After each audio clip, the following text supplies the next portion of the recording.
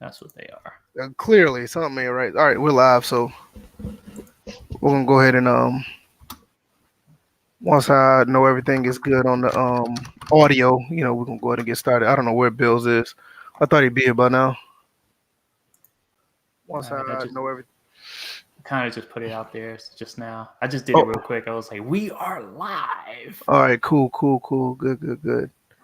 Um, But I don't know how many people actually see my tweets versus they see yours and Bill's. yeah, it's no worries. I'm gonna go ahead and I'm gonna put the link out there too. Let everybody know we live.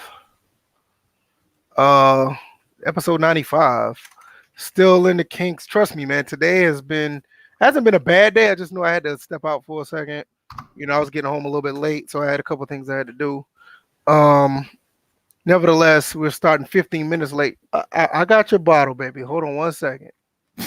My son, he wants his bottle. He's ready. So I'm gonna give him his bottle, and we're gonna talk about a few topics, some Q&A. Hopes people come with some questions.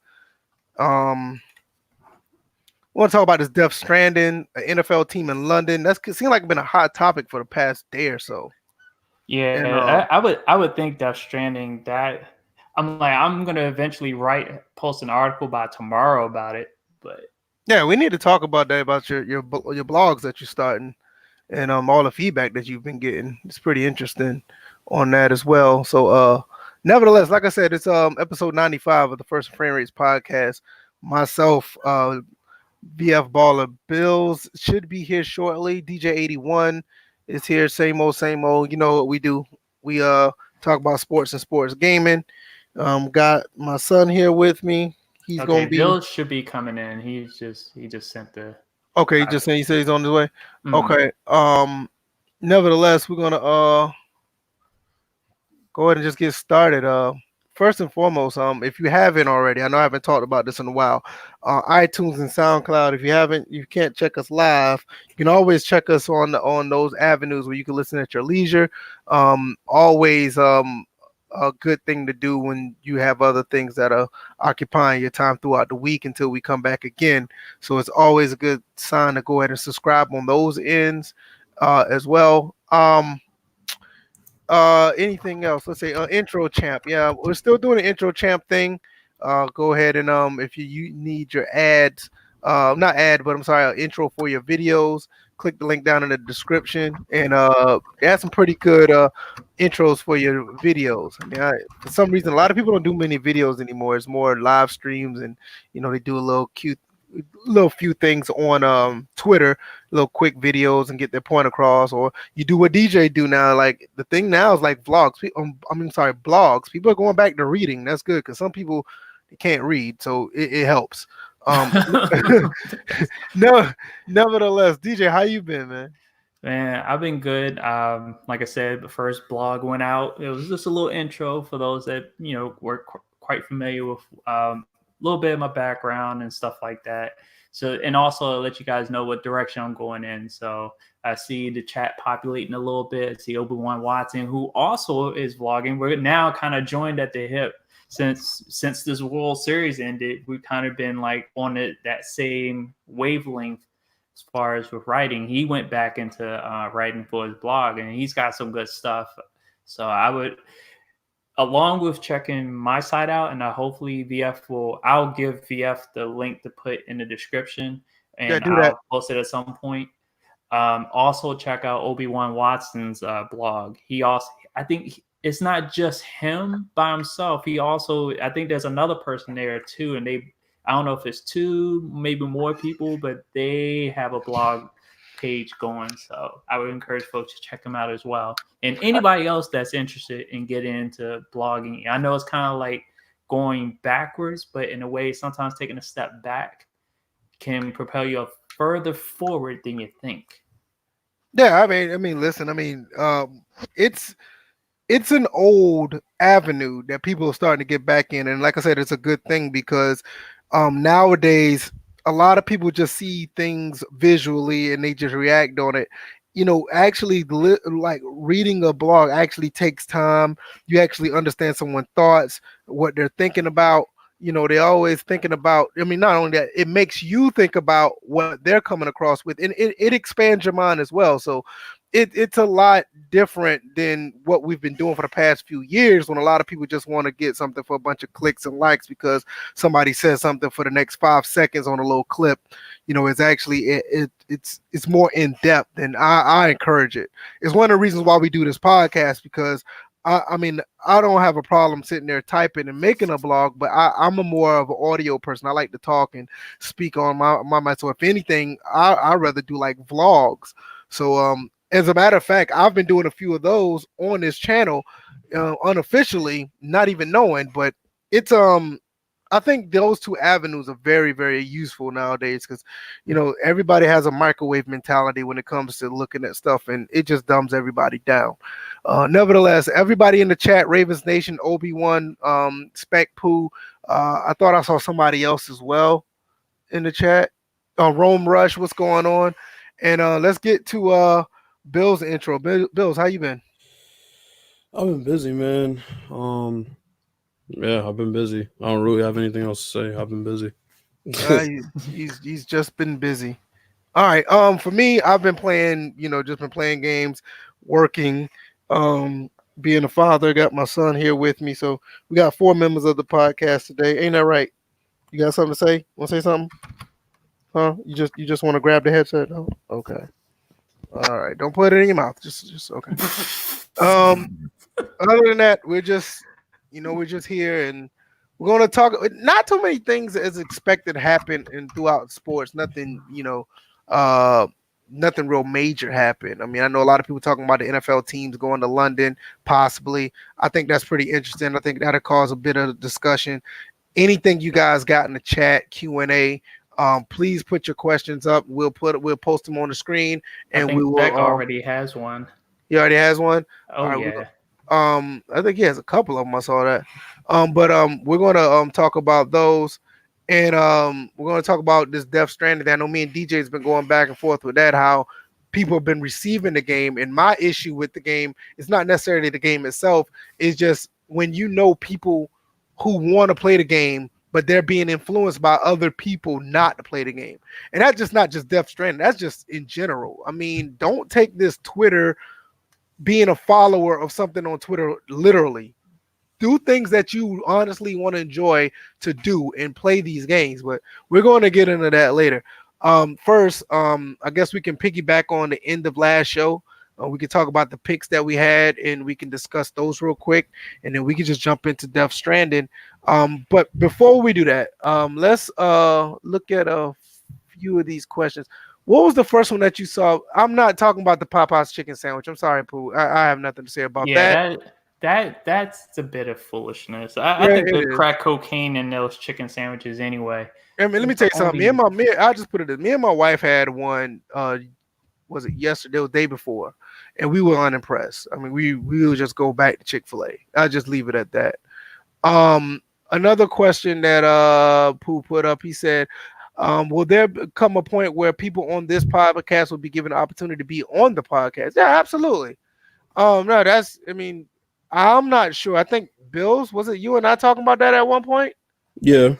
And we were talking about that at one point, like we was actually going to get some other people that are in the chat who's very active with and real supportive, give them a chance to get on the podcast and, add their 2 cents to some of the topics outside of typing. So that'd be great. Nevertheless, I know I've suggested a couple of people. Yeah, you have as well.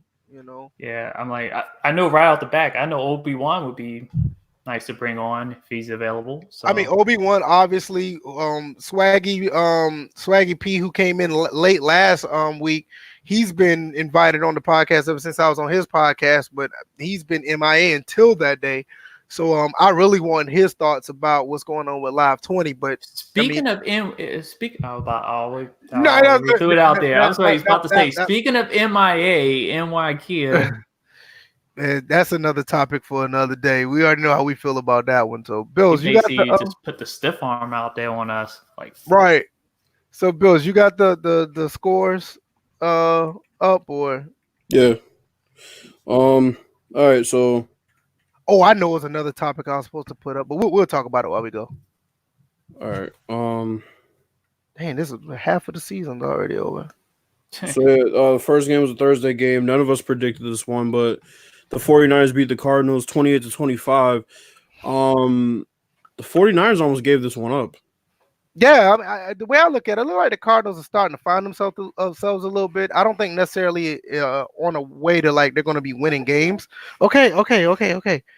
I know like some games that they're not going to be on their winning ways, but it seems like they're going to be a team that's actually going to, actually play like a team. So that's what I'm taking from what I see on that end.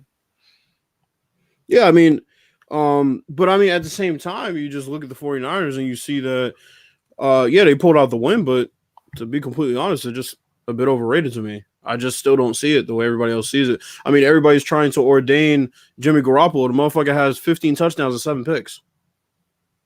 So like, can we relax?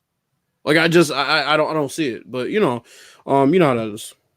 Yeah. I mean, as long as they keep winning, I don't rate them anything higher than your above average team. I don't think they're the best team in the NFL. But I mean, I'm going to root for them long as that running back is on their team. I mean, I would love to see, somebody from my school be successful.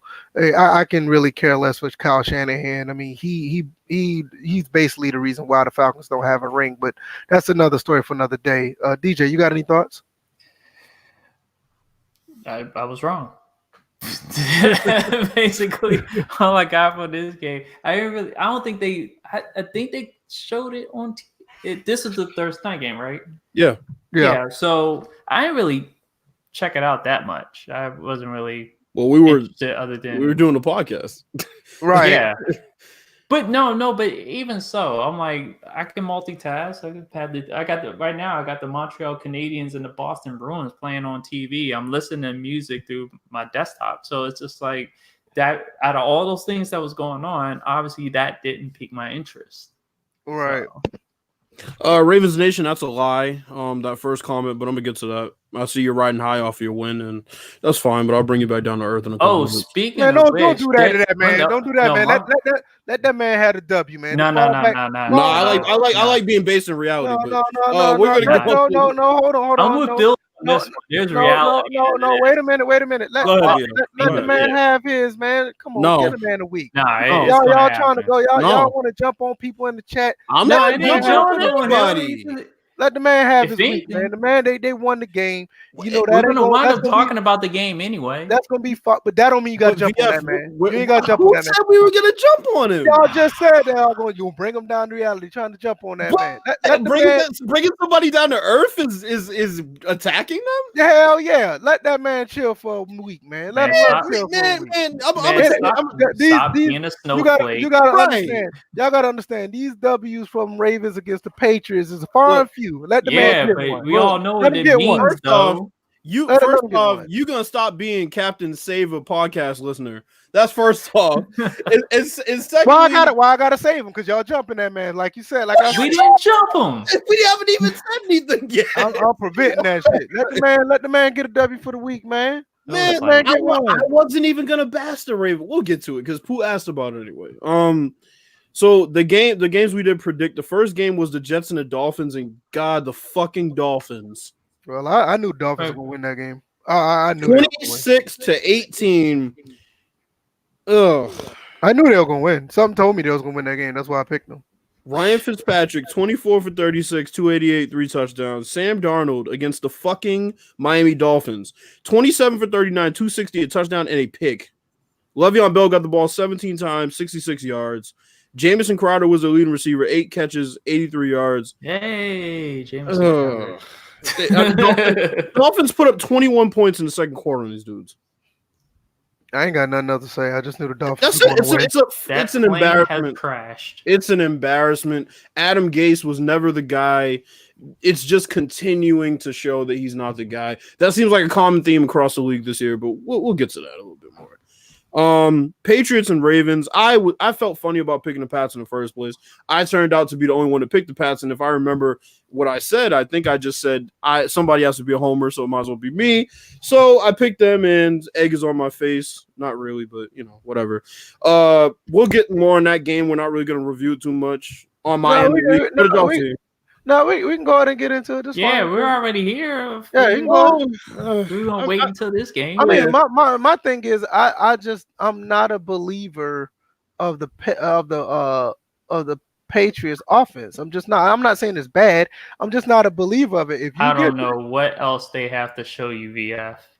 No, what you mean? They've transitioned from a team that was all about the air game, the passing game, and now all of a sudden they're doing it on the ground mostly. Yeah, I'm not saying it's bad. It's just that I don't think it's just not as efficient as years past. I mean, you see what they did when a defense like the Bills ran up on them, because we was kind of iffy about that game. Well, I mean, that's just the Bills having a good defense. Exactly. You just made my point. That's what I'm saying. When you have a team like the Ravens, another team that has a pretty decent defense, it's this defense. Well, I ain't gonna say the Patriots offense usually find a way to overcome these type of games. And they did. No. Because here's the thing, VF. We don't overcome these games. This was a clear matchup issue for us. We run into very few of them because people don't really have the blueprint to match up with us and force us to beat man coverage. But I can just read exactly what I said to these dumbass Patriots fans that were saying a bunch of. Let me preface this by saying, okay, the Ravens played extremely well. They played their game. They are the complete package. I'm not taking anything away from them. But at the same time, this game speaks more about the Patriots than the Ravens. I can agree with that. Because every time the Patriots lose, it's the same blueprint. It's a team that can get pressure without blitzing. It's a team who can man up and challenge us at the line. We don't have any press breakers. We don't have any guys that can get separation other than when great, route concepts show themselves. We didn't even attempt to run the ball. Our defense, everybody's bashing our defense. The Patriots fans are, our defense looks so shaky. We're going to run into a team eventually that's going to put up points against us. Doesn't mean we're not dominant. And for everybody who said we hadn't faced a team, you do remember that Big Ben Roethlisberger and everybody else played on the Steelers week 1 and we beat the ass, right? So before y'all say we didn't play anybody. I mean, y'all played the Steelers when it was pretty much, 100%. Y'all played against the Bills. I mean, y'all played against some pretty decent opponents. But they only say that when it's the Patriots. The 49ers they get a fucking break, right? But anyway, I'm not going to get into that. Here's the thing with the Patriots. Like I said, we don't have a guy to win in one-on-ones other than Edelman. He can't be that only guy. And route concepts are not going to get you through it. I can list several games where this was true. The Seahawks in 2012 where Richard Sherman said, "Are you mad, bro?" That game. I could point to that one. I could point to the 49ers the year Danny Woodhead was getting fucking abused in Gillette that night. I could point to the Ravens game in the divisional round where they beat our ass in Gillette. I can point to the other Ravens game where Ray Rice ran on the first play for like 90-something fucking yards on us.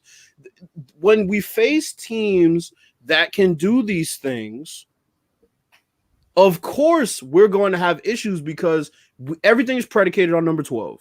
Everything is predicated on number 12. We don't get him. Like I put on Twitter, it'd be nice if we had Antonio Brown, but you know how that works. It'd be nice if we had Josh Gordon.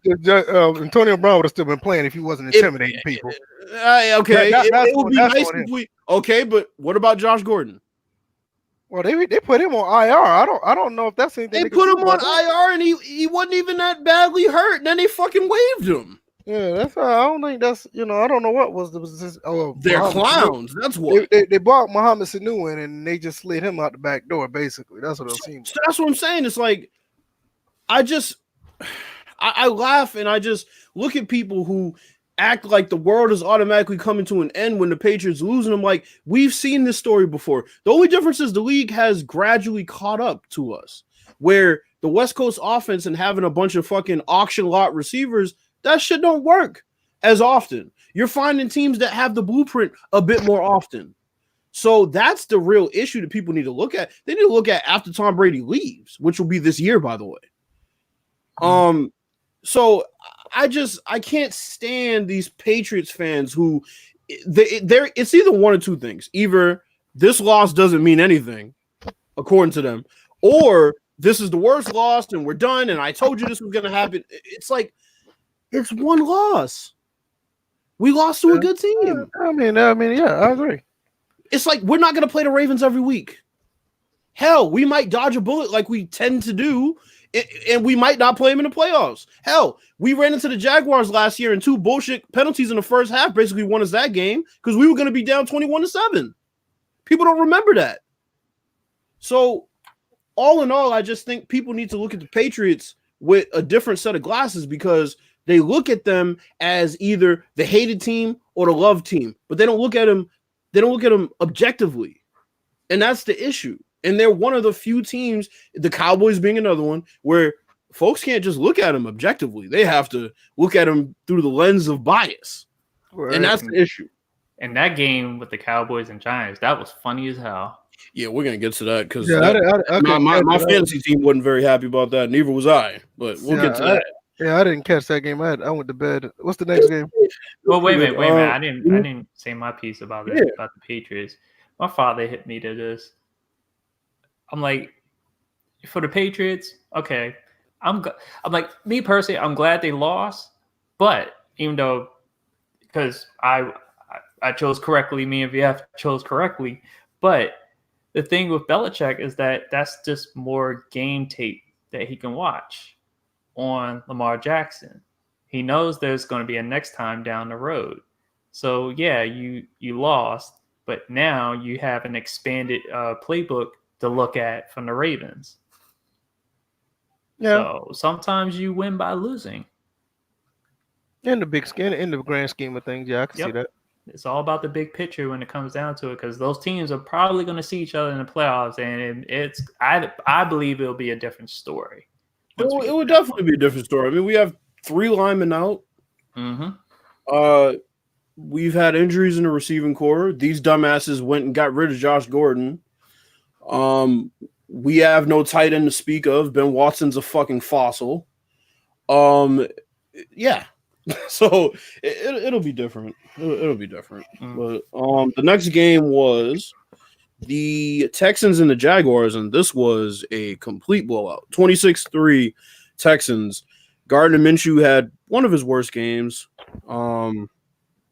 this year, which, I mean, really wasn't too bad, but yeah, I think this is the last game of the year. Nick Foles supposed to be coming back next year. Yeah, so Foles is coming back. And that's what I hate, that they're even bringing up Nick Foles after just one bad game. I don't know what he's earned to come back and automatically be like, what the fuck, bro? If you want to say you're validating the money you're paying him, fine. But other than that motherfucker ain't earned that. I don't even want to talk about this game because that's the bigger topic is the fact that they're just going to automatically start Nick Foles. To me, there's nothing to talk about. I mean, even the Nick Foles topic is nothing to talk about. I mean, the Texans won. Who picked who? I think I picked the Texans. Yeah, I picked the Texans. Everybody picked Texans. Yeah, it's nothing else. I mean, it's a wannabe story. It's not even a story. I don't think it's a wannabe story. I think it's going to derail this season. It's going to be funny because they're in contention right now. They're 4-5. He's going to come back. He's going to ruin it because he's Nick Foles, and that's what he does when there's any type of expectations. We'll see. It's the Jaguars. It's not like they're going anywhere anyway. They were going further than where he'll take him because he's going to take him off the side of a fucking road and off a cliff. But anyway, next game, Redskins and Bills. They'd have probably got there anyway. I didn't see the Jaguars going nowhere with Minshew anyway. I mean, at least they weren't frauds. Redskins and Bills. Bills won this one 24-9. DJ, I'll let you take this one because I didn't see any of this game. Well, we didn't score any touchdowns for the 3rd straight game. Yikes. And it just feels like at this point, Bill Callahan is being cautious with whether he wants to have Haskins start for the rest of the season. Because right now, I'm like, for his first game starting, he didn't look too bad, but I also saw that he was being protected in the type of throws because I didn't really see any down the field throws that were being called.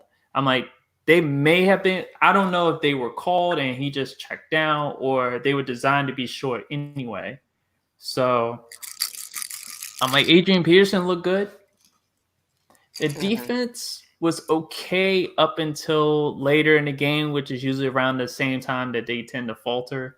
and Josh Norman and Dunbar seem pretty exposed to pretty much any type of reception. Yeah, receiver. They were playing soft the whole entire time. Wow. And it just, again, another Redskins loss. It's a lost season anyway. So now the question is, do you start Haskins the rest of the way? I say yes. Yeah, I'll say why not? Yeah. At this point, let him get all the exposure. Yeah, get him all. Let him get all the exposure he needs. And there were some interesting things that I saw that Haskins did well. I'm like, he didn't turn the ball over. He almost did, but he didn't turn the ball over. There was an interesting moment where you saw I could see him look off the Mike linebacker to throw to a semi-covered receiver. So I just look at it. It was McLaurin that he was throwing to, and it wound up being an incomplete pass because the DB made a good play on it. But all these things that fans like to speculate about and the media likes to put out there about a black quarterback in DC. Oh, he can't read defenses. Oh, he whatever. I'm just like, he's a pocket quarterback. You mean to tell me he can't read a defense as a pocket quarterback? Then he wouldn't be in the league. He wouldn't even had that year last year at Ohio State if he couldn't read defenses. Wait a minute. So I hear you. I'm reading this back and forth in the comment section. We'll get to that. I already know. We're gonna get to that. We can get to that. Let's do the rest of the picks. So I'm gonna jump on that. I already know what you're talking about. Vikings and Chiefs. But with that being said, you don't read defenses at Ohio State. Not to take nothing away from Dwayne Haskins. You don't. I'm just saying you don't throw 50 touchdown passes by not reading the defense. I'm just saying. They said the same. You gotta think about RG3. No, wait a minute. You read defense more in Baylor than in Ohio State. Think about the quarterbacks who came out of Ohio State: Craig Krenzel, JT Barrett, Cardell Jones. You don't have to read a defense to be successful in Ohio So basically, you would feed into the whole Redskin, like some of these Redskins fans talking about trying to eviscerate another black quarterback. No, it has nothing to do with race. I'll put it like this. Well, I'm telling you right now, in Redskins Nation, it has everything. I feel sorry about that. They did this to RG3. They did it to McNabb. He was a veteran. They even did it to Doug Williams. Okay, well, I'm talking about Ohio State quarterbacks. It's no different from Duke basketball players when they come to the NBA. They're real good at college. When they come to the pros, you rarely hear about them. I'm not taking nothing away from Dwayne Haskins because I think he's the closest thing that can come out to be a good, successful quarterback from Ohio State. But when you look at the rest of that line and those players that came out of Ohio State as quarterbacks, where are they now? But here's my thing, though. So you said you have to read defenses much more at Baylor than Ohio State. So I believe that. And who's Baylor playing against? But here's a bigger question. The pushover defenses they play in the Big 12 and the fact that everybody's calling Baker Mayfield a one-read quarterback, doesn't that go against your point? And then RG3 came out of Baylor and they said he couldn't read defenses. So what's going on? No, that's what they said, but he can read defenses. I'm not. Oh, then Haskins can read defenses too. He's a pocket quarterback. I did not say that. No, wait a minute. I did not say that he can't. I did not say that they can't. You said people. Wait a minute. Slow down, DJ, because this was exactly what you said. You said he came from Ohio State because he could read defenses. Now you go back and look at the back. I said he was a pocket quarterback. Trying to quote me exactly. Once again, he said nobody can throw 50 touchdowns and not know how to read defense. No, you can go to Ohio State and throw 50 touchdowns. I wasn't talking about the fact that he was at Ohio State. You did not say anything about Ohio State. I said he threw 50 touchdowns at Ohio State. Exactly. As a pocket quarterback, the meat of the matter is that he's a pocket quarterback. You came out and said you could read defenses more being a quarterback at Baylor, in which RG3 came out of Baylor, and he pretty much was read option, throw. He even said they didn't have a playbook. Let's look at this. If you play against defenses in the Big 12 versus the defenses in the Big 10. Yes, you do not have to read defenses as well as between the two conferences. I don't think so. That's a lie. Once again, that's not true. Okay, so you're trying to tell me where did Tom Brady come from? VF, I have a question You're for you. trying to tell me you got Michigan and Ohio State. Maybe Michigan State. My God. Penn State. Hey, Chad, can y'all chime in on this? Penn This State. is hurting my Yeah, head. and you have Penn State, Wisconsin. No, Wisconsin defense. Most of Oh, the read option come quarterbacks on. are coming out of the Big 12 But anyway. here's my thing though. Here's my thing. But nobody's discrediting all these Ohio State quarterbacks that played at Ohio State. Where are they now? Ohio State no, is not hold on, DJ. You know what? Here's my thing. If you're gonna discredit everybody at Ohio State, then have to no. But here's what I'm saying: if you're gonna discredit the quarterbacks from Ohio State, then you have to discredit the quarterbacks from Michigan State. You have to discredit the quarterbacks from Michigan. You have to discredit every quarterback that plays in the Big 12 with those garbage ass defenses they're playing. Think about what quarterback came out of the Big 10 recently. Honestly, after the past 10, 15 years. Kirk Cousins. Okay, that's one. Let's see. Damn, Tom. But they're not a quarterback. You can go. Okay, let's go. You can talk about They Jeff. probably could read defenses. Probably but they're not a quarterback. But they're not a quarterback conference. Are we going to say, Penn State had to put out one win? But that doesn't mean that they're. That doesn't mean Hackenberg ain't there. Ain't in the NFL. Exactly. You said it's not a quarterback conference. You're making my point. No, I'm not making your point because here's the thing. What I'm saying doesn't specialize at quarterback. What I'm saying doesn't mean that they're not good quarterbacks. That's in the what Big I'm 10. saying. Here's the thing. You look at all those bloated ass scoreboards on Big 12 side, and you're still going to say that you have to read defenses, or you don't have to read defenses as well as the Big 10. I will admit I can take an L on that one, but that does not discredit what I said about these quarterbacks in the Big 10, especially at Ohio State. And the last quarterback, Baylor is an example. Okay, and DJ, and you can have a problem with it. I took an L on that. I'll take that. That still does not discredit these quarterbacks at Ohio State. I think Haskins is an anomaly. That's all I'm saying. And I agree with you. And I agree with DJ that from the beginning. But when he started talking about doing this at Ohio State, we got to go back. Braxton Miller, JT Barrett.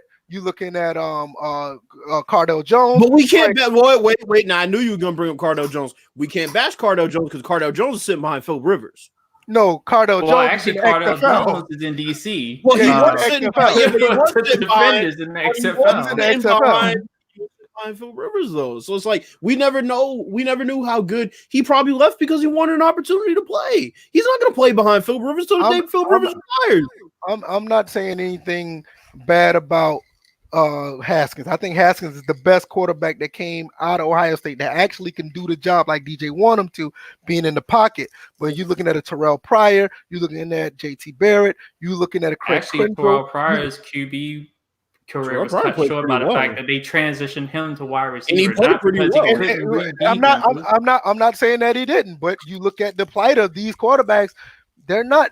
Anybody can run up. Anybody can run up. Quarterbacks are more likely to be turned into a different position and also be criticized. No, hold on. Nobody here. No, I'm not finished. I am not finished. I sat there and said the first part, I'm holding on to that. The second part was that they're most likely to be criticized in the NFL as not being able to read defenses before they even prove themselves. Who's on this panel discrediting that?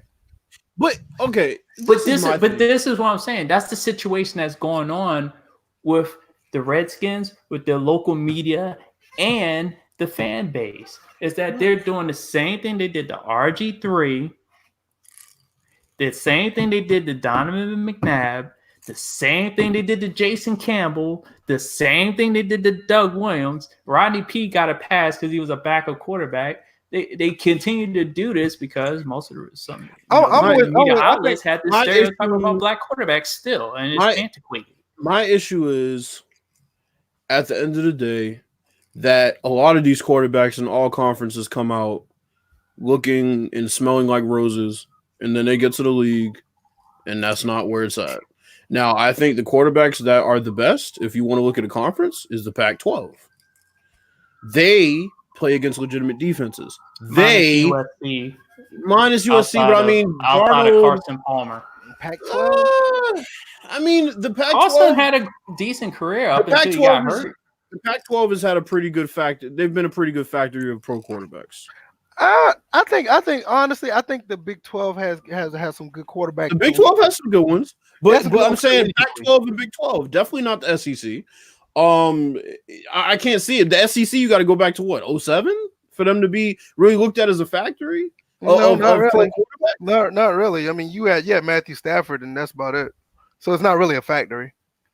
I think that keeps moving from conference to conference. I don't. Yeah, I think mean, you can actually pick one questionable pure defense, conference. but you also got to think about this. You said Matthew Stafford in 07, 08, then you got to jump to Cam Newton, which is 2000. That's 3 years between those two. That's not really a quarterback factory, you know. But then you had the Manziels, who were good until they derailed their own career. That's another 2 years later after Cam Newton. But there's a bunch of quarterback. I would just have to sit and think. It doesn't mean they're not there. But I mean, Pac-12. I mean, you look at there's a lot of good quarterbacks from in the ACC too. Yeah, I think a lot of quarterbacks who do make it to the NFL, they're not necessarily your typical collegiate superstar coming into the top NFL. 5 football. I'm gonna get back to you about that, Christian. I'm not doing top 5. You got that? Yeah. What was the next game? Jesus Christ, of all time. Jesus, I mean, yeah. Well, I got a couple of names, but what's the next? Vikings and the Chiefs. The Chiefs won 26-23. I was the only one to pick the Chiefs. I'm actually surprised that they won, and they won on the last second field goal. So did they really I win that game? picked the Vikings. I thought I picked I thought the Vikings were absolutely going to win that game. No, I picked the Chiefs all the way. What was I mean, that wasn't too bad. I mean, could have won either way. Yeah, they won the last second field goal. It wasn't like 10. It wasn't like 8 minutes left and the Vikings get dominated or something like that. But it was Kirk Cousins in a big game. Bears and the Eagles. Eagles won 22-14. Bears need a bounce back game. We all had the Eagles. Bears need a quarterback. And the Eagles fans complain about their wide receivers again. Mr. Trubisky, good lord, 10 for 21 for 125. You're already saying Cam's going to be a Bear next year.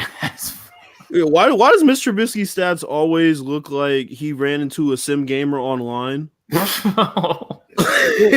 tried to bullshit from like Madden 09. That's what his stats always look like. Yeah, Mitch need to go ahead and just be a backup. I don't think. But once again, we got to go to this rushing game for the Bears. Jesus Christ, 14 carries for 40 yards. They're getting nothing. From their run game. No, because they know Mitch can't pass. Yeah, I mean Jordan Howard, 19 carries, 82 yards. That's the best game you're going to see out of him. Yeah. They probably shouldn't have got rid of Jordan Howard. No, I think that was a good move. He's a bum, yo. It's not even a bad it was more of a personnel decision why he left the Bears. He's a bum. It wasn't necessarily it was a talent situation. It just didn't work out on a personnel on a front office level. They had to get rid of him. Steelers and Colts 26-24. I picked the Steelers. Still turning around. Mike Tomlin's gonna keep his job. What's your hate? Started 1-4. Now you're 4-4. They keep it up. He's gonna be around for a while. You said, "What's my hate with Jordan Howard?" There's no hate. I told you exactly what it was. He's not that good. I'm not gonna say he's not that good. I think he's all right. I mean, he's all right. He's not that good at all. He's okay. not. I mean, he's an average to below average running back. I mean, that's not what people made him out to be last year, and that's my issue with him. I mean, that's the problem. I mean, we know what he is. That's my point. That's exactly why I don't like him. If you ask that question after I just read his stats and said that's the best he's gonna get, go and find me a Jordan Howard game, Pooh, before this where he was balling out, please, and then get back. I mean, he's a below average to average running back. I mean, and that's all he'll ever be. I'm tired of people acting like he's anything else. Titans and the Panthers. I picked the Panthers. I was the only one to pick the Panthers. I knew the Titans wouldn't get it done. Yeah, that right there pretty much solidified that Kyle Allen's going to be the starter for the end of the year. The good bounce back game for them from losing big to the 49ers. And Cam Newton's on IR now, so I'm pretty sure they're probably going to ship Cam somewhere. Kyle Allen is probably going to be the starter. I mean, he's like 7-1 or 6-1 as a starter. Christian McCaffrey, MVP. I feel like he could be MVP. DJ Moore. They're gonna have to get some more W's though. I mean, he's not gonna get it, but he's my MVP. You can't be a 9-7 team and win the MVP. Unless you're a quarterback, you know what kind of league it is. ESPN won't allow it.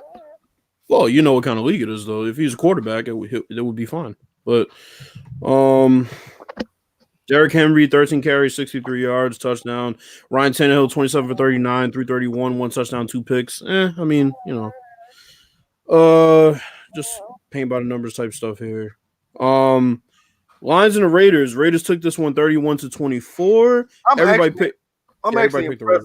I'm actually impressed with what John Gruden's doing over there. Everybody thought he was the laughing stock, he was the joke, and now he's actually pulling that team together to do something. Anybody outside of Raider Nation looking, they're looking pretty dumb right now because I honestly thought that this. I don't know about dumb.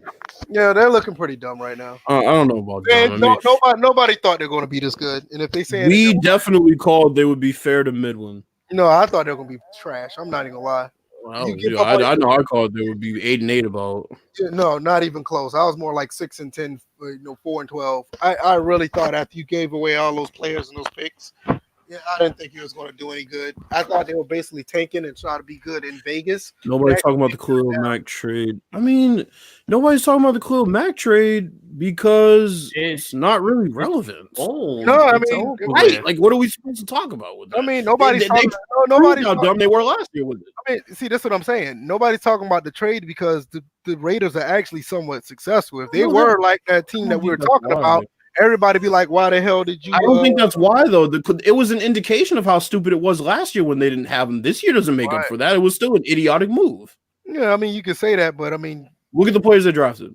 Yeah, right. That's what I'm saying. People can continue to say how idiotic it is, but if they're winning, they're the ones going to continue to have the egg on their face. That's what I'm talking about. Nobody saw this coming. But how though? Because you're gonna die on the ship while a team is winning, continue to saying it's a bad move while they're getting W's. Okay, so here's my question. So their need was a pass rush. They get rid of their best pass rusher and they draft 2 guys that can't add up to his production. But because they make good draft picks other places where that didn't even include the Bears draft picks, mind you, all of a sudden it's everybody said this team was ass. Listen, if right now they're 4-4, if they end up getting double-digit wins by the end of the season, everybody is like going to be looking crazy. They're 4-4 right now. It's not far-fetched.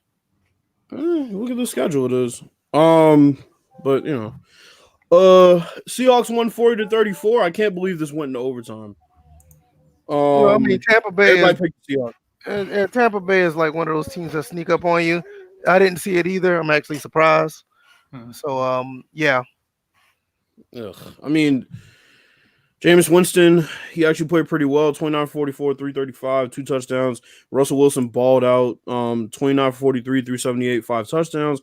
Chris Carson had a pretty good game. 16 carries, 105 yards. Tyler Lockett, 13 catches, 152. He's had a couple of games like that this year. Mike Evans, get this man out of that city, please. 12 catches, 180 yards, and a touchdown. He does not deserve this. Yeah. Good effort, but Buccaneers are one of those teams that lose to the teams they should beat and play the teams that they shouldn't beat very hard and either beat them or don't. And that's gotten them to 2-6. So there you go. Yeah. The Browns just continue to embarrass themselves. They lose to the Broncos 24-19, and DJ was the only person to pick the Broncos. Yeah, I mean, I'm actually disappointed in the Browns. They're looking really bad right now. I have nothing to say to them. They're like my most disappointing team outside of the Falcons, and I don't know what to make of this team going forward. All I know is that the funny part was Baker Mayfield. No, you see that before looking like one of the what was the Wet Willie gang in Home Alone? Right, you know something. If like Joe Namath. People those before and after pictures are the quintessential saying that the NFL will humble you. That is exactly what those 2 pictures told me. The NFL will definitely humble you, and those 2 pictures straight up shows that happening to someone. And all people had to say was, "Odell Beckham be the reason this team don't work out." Yeah, okay. All I know is that they also referenced him to a character on South Park. I was just like, dude, he was like Randy. He was like Randy Marsh. Yeah. Yeah, there's not much to say about this game. Just a complete and utter embarrassment. The Browns, that organization is going to They be. are who we thought they were. Yeah, They didn't believe it in I don't know. I don't know about that. I mean, as a franchise, but not as as a this franchise, year. He has a way of we were- crashing down on people, and then I think that's what Cleveland. They had their dream team moment by having who they had. So they didn't say it. It's just on paper they look like an all-star team. Well, nobody knew that Freddie Kitchens was going to be a fucking pushover. Right. I mean, you got to think about it. The way this team was set up, it looks like this is a 10 or 11 win team easily. You know what I mean? It's not a situation where that you look at what you have and you thinking that this team is a cursed team from the previous Browns. It looked like a team that could have been on their way, but now it's not we thought who we thought they were. It's just that it's just something about this organization just tells you that they're never going to get ahead. It's Freddie just an organization thing.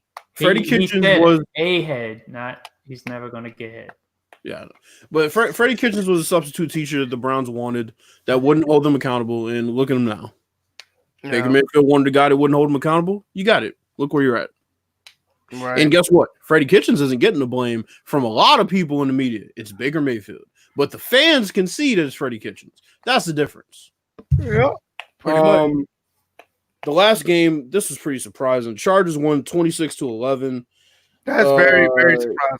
Everybody picked the Packers. The Chargers decided to show up. Yippee-ki-yay, whatever. I watched this game. This was the Chargers played a very good game. They really did. Yeah, I did. This was one game that I actually watched, and I was actually surprised to watch that front seven, Bosa and Ingram. They commanded their respect on that front line, and it showed. Melvin Gordon found his way back to the end zone finally. Yeah, I mean, it was like Aaron Rodgers had no time. When he did have time, nobody was open. So it didn't help that Aaron Jones got injured either. Yeah. I mean, even then, they were getting chunks of yards, but once second and third down came, they locked it down. But this just shows the Chargers to be what they always are, which is just underachievers, bro. They have all the pieces. They're underachievers. And as much as people want to give Phil Rivers a pass, I refuse to because it has been on his watch. No. Well, I got something here. If anybody, I know there was talk about Khalil Mack. Apparently, there was a post that said that during Halloween, he hired a guard to say they're not doing Halloween outside his house. What? Yeah, I'm looking at this post right here. Yeah, that was like Twitter. That came out of nowhere. I'm gonna say like no, because I'm looking on Twitter and I see this post. It comes from our Barstool Sports. Barstool Chicago, and it says Khalil Mack didn't hand out candy to kids during Halloween. Instead, he hired a guard to say that his house is not doing Halloween. What a bad look. I don't do that. I don't do the Halloween shit either. Fuck the Halloween. Anyway, all right, we're done with the last game. There's not really much to talk about. Cowboys dominated the Giants and goddamn fantasy matchup this week. I'm sorry, but the biggest factor in this game was that black cat. So was because the Giants were ahead until that black cat stopped everything. And said they should have sniped it. Yeah, well, I mean, if it was a white cat, you probably wouldn't have said that. But are you serious? Wow, really? Really? People were like, oh, cat, black cat. Oh my god! Somebody needs to get it off. Like cat.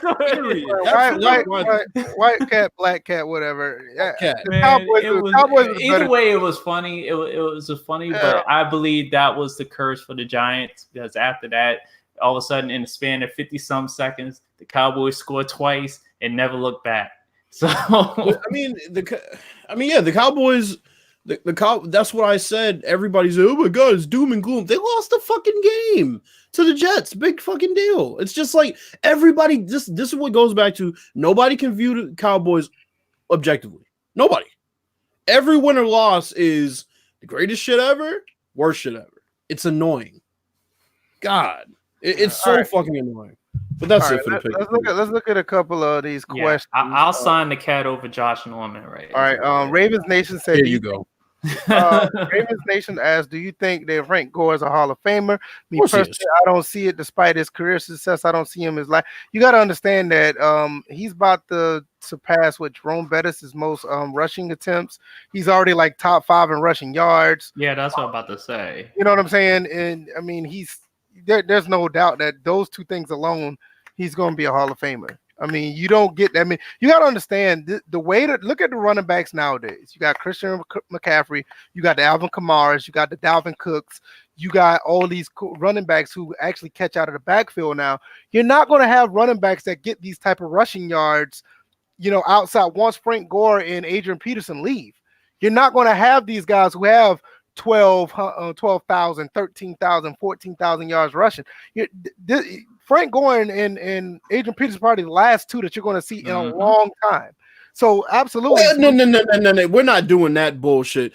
He's played for 15 years. This is not the NBA. Okay, well, the NFL. Time out. You got what other Hall of Famers you got out of here that hasn't played 15 years? But that's what I'm saying. It's just like, how could you look at a contact sport? We're not even talking about running backs. You got quarterbacks who played this long time. You got linebackers who played this long time. You got receivers played the safeties. But VF, this is what I'm saying. 15 years. You play that position for 15 years and you're still productive. And it's, he played for 15 years. Of course he does. Plenty of people have hung around and not done a goddamn thing. So I hate when people knock longevity. I hate when they knock longevity. So you're trying to tell me a Peyton Manning, a Drew Brees, a Tom Brady. You're gonna have Jerry Rice. Jerry Rice. Years. And I'm not even. And I'm gonna say this now, even though I'm poo-pooing my team. This man Matt Ryan keeps up what he's doing. You're going to look at a situation where he has 15, 16 years of very good production, and he's going to be up there with 40, 50,000 yards passing yards. You mean to tell me that longevity don't get you a jacket as well? I mean, come on now. I mean, we got to keep it real. Like you got players like a Frank Gore, or you have others that are at a top tier level type of player for these many years. They definitely deserve to be in the Hall of Fame. There's no question. Ravens Nation, do you know how hard it is to average 4 yards per carry in the league? Now look at how many years he did it. Stop. Seriously. Stop. Listen, he played 15 years and barely averaged 70 yards a season. What is his total yards at the end of the day? The dude's had 1,000 yards close to 10 times in his career. Bills, he's top 5 all-time rushing. What other running back outside of Adrian Peterson right now in the NFL is going to even get 12,000? Let's be honest. Maybe Shady McCoy. Here's my thing, Via. Did it after it was fashionable to have a running back that you hand the ball like that. He did it in this era. He continued to put up stats. Like, what are we talking about? Right. You got running backs now that are going to be. They're going to end up with like 7,000 yards rushing and like 4,000 yards receiving. Nobody's running tackles anymore. So Ravens Nation, your logic is because other people aren't in, he's not a Hall of Famer. That's horrible. Hold on. He played 50. Okay. Wait, I'm gonna have to call bullshit on that because hold on, stop. Just because you played 15 years doesn't mean you're gonna get that many yards. Get out of here. Time out. We're gonna jump to another question. How many years Emmitt Smith played? I'll find it right now. 13. Emmitt Smith have 18,000 yards. How many years he played? Barry Sanders had 16,000 yards. How many years he played? I think his was at 8. Emmitt Smith played 13 years. Okay. Wait a minute. I'm guessing that. I'm not. And by the way, Ravens Nation, your Hall of Famer, the guy that's the all-time leading rusher, you want to know how many yards he averaged in his last 3 years? 3.9, 3.8, 2.8, 3.5. I rest my case. Don't talk about how long he's played. All right, let's go. Let's jump to the next question. I'm gonna see. That's ridiculous. Where's the next question? Okay, Emmitt Smith played 15 seasons. That's what I was thinking. I didn't think he played with 13. That's why I was like, I knew my number was a guess because I know he played a little bit more, but let's see, 18,000 yards, 164 rushing times, but he also had a great line in front of him. So. Yeah, in 2003, he averaged 25 yards per game. So are you going to address that, or are you just going to continue to harp on Frank Gore? Okay, cool. No consistency. I don't see any other questions. So that's the only one I actually really seen. Y'all come up with some more questions or whatever. That's all. Let's talk about Death Stranding. People in the U.S. are having a problem with this game. Why is that, DJ? Because of the people in the U.S. That's messed up. It's to me, it's that simple.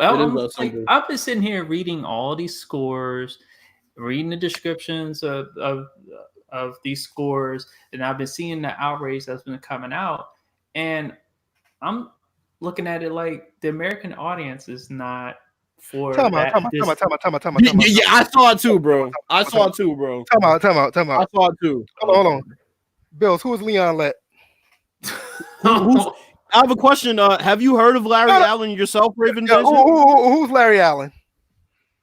Since we want to talk about the players around him, let's talk about who was in front of him. Dale Johnson, right? We ain't even Google that. We done named two already, right? Exactly. We named two off the rip. What are we talking about? We named two off the rip. We ain't even use Google. Oh my god, dude! Yeah, take the L. Back to Death Stranding. Go ahead, bro. You guys are hilarious. No, it's just like because he act like we don't know our history. Like, right. bro. All right, but anyway, so with Death Stranding, I just see that the American audience is used to a certain type of games when they play. They're used to their shooters. They're used to their sports games. Used to their like puzzles, but not really highly complex puzzles. But something that it doesn't take that much time to get through. So when it comes to games that of like a caliber, like I wouldn't say the caliber of Death Stranding because I haven't played the game myself, so I don't know when I play it how it would feel to me. But I've played Metal Gear, and I understand that the story, as much as it may seem simple, is not as simple as, because I've sat there and beaten a couple of Metal Gears, watched all the playthroughs of those other Metal Gears, right, and could see how the story is more convoluted than what it is. And plus, I'm looking at Death Stranding, and I'm just like, to me, the story is not that complicated. I already seen the movie that was that was made in the, I think it was made in the 90s, called The Postman. The Postman, yeah, it was made in the 90s. That was pretty much where I think Kojima got his inspiration from that movie. Yeah, me too. I think for the game. But I just think the American audience, because I look at the IGN scores, like everybody, all the IGNs scored it either 80. The lowest score from all the other IGNs outside the United States was no lower than 87. The one here scores it 63. My problem is like, the game was going to be different. People know that it's not a Metal Gear. It's going to be. Kojima even said the game was going to be right, different. And it's like people. I'm not saying that people are not entitled to their opinion. It is what it is. But it's like people just jumped on the bandwagon once they saw other people say things about the game. But beforehand, people was like ready to play the game, and they had an open mind. But my problem is just people are a lot of people just bona fide followers, and it's somebody that was in this chat is a prime example of that when it came to this game. I'm not gonna put Rush Rome name out there. And I don't have nothing against him, but he was all in on the game, and then he was happy that the game was coming out, this, that, and third. But as soon as he saw other people say something about the game, he backed off. I'm like, dude, play the game for yourself and see what's going on. My issue is, I mean, there's not one person will ever deter me from playing a game that I want to play. That will never happen. My issue is, okay, nobody on this panel has an allegiance to Madden, right? Obviously. Mm-hmm. Nobody on this panel has an allegiance to 2K. Dude. No, hold on. I'm gonna piggyback on that real quick. Yeah, so it's like, this is the main reason why we tell people to play the game for themselves. We're gonna give you our opinion, but at the end of the day, play the games for yourself. But that's what I'm saying. So it's like when you look at how you assess a game, the first thing to come out of your mouth can't be, well, I don't like it. Well, what does that have to do with anything? You're assessing a game. You're saying what's good about it and what's bad about it. So if I ask you, how's 2K this year, and you say I don't like it, I'm moving on to the next person. I don't give a fuck if you like it. How is it?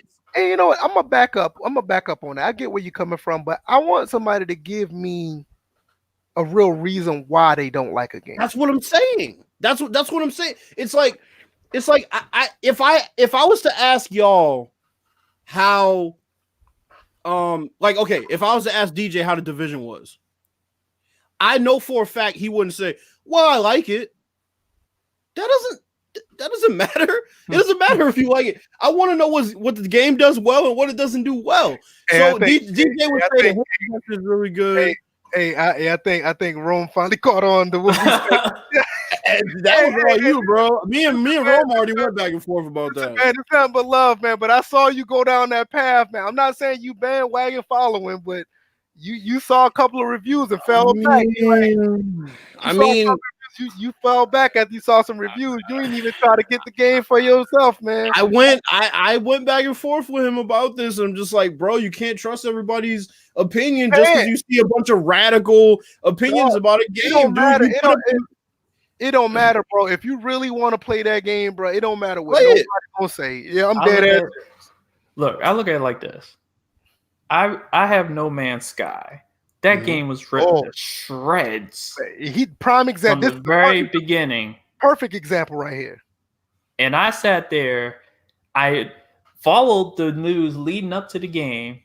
Mm-hmm. I saw some things was about to happen with the game, with it not probably living up to it. And it definitely did not live up to, and talking about in 2016, did not live up to expectations as far as what Sean Murray put out there.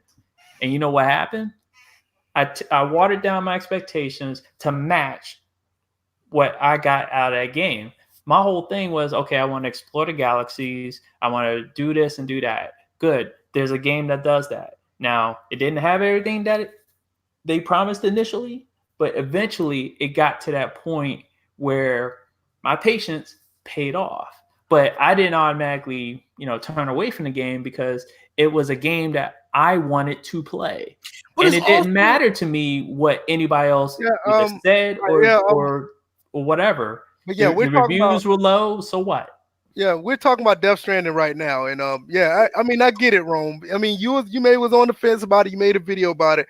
I'm sorry, I was at work. I didn't get a chance to check it. No, I didn't get a chance to check your video or whatever. I'm sorry. It's just the way all I just saw what happened on Twitter, and based on what I saw on Twitter, it was like, it's like he was all in.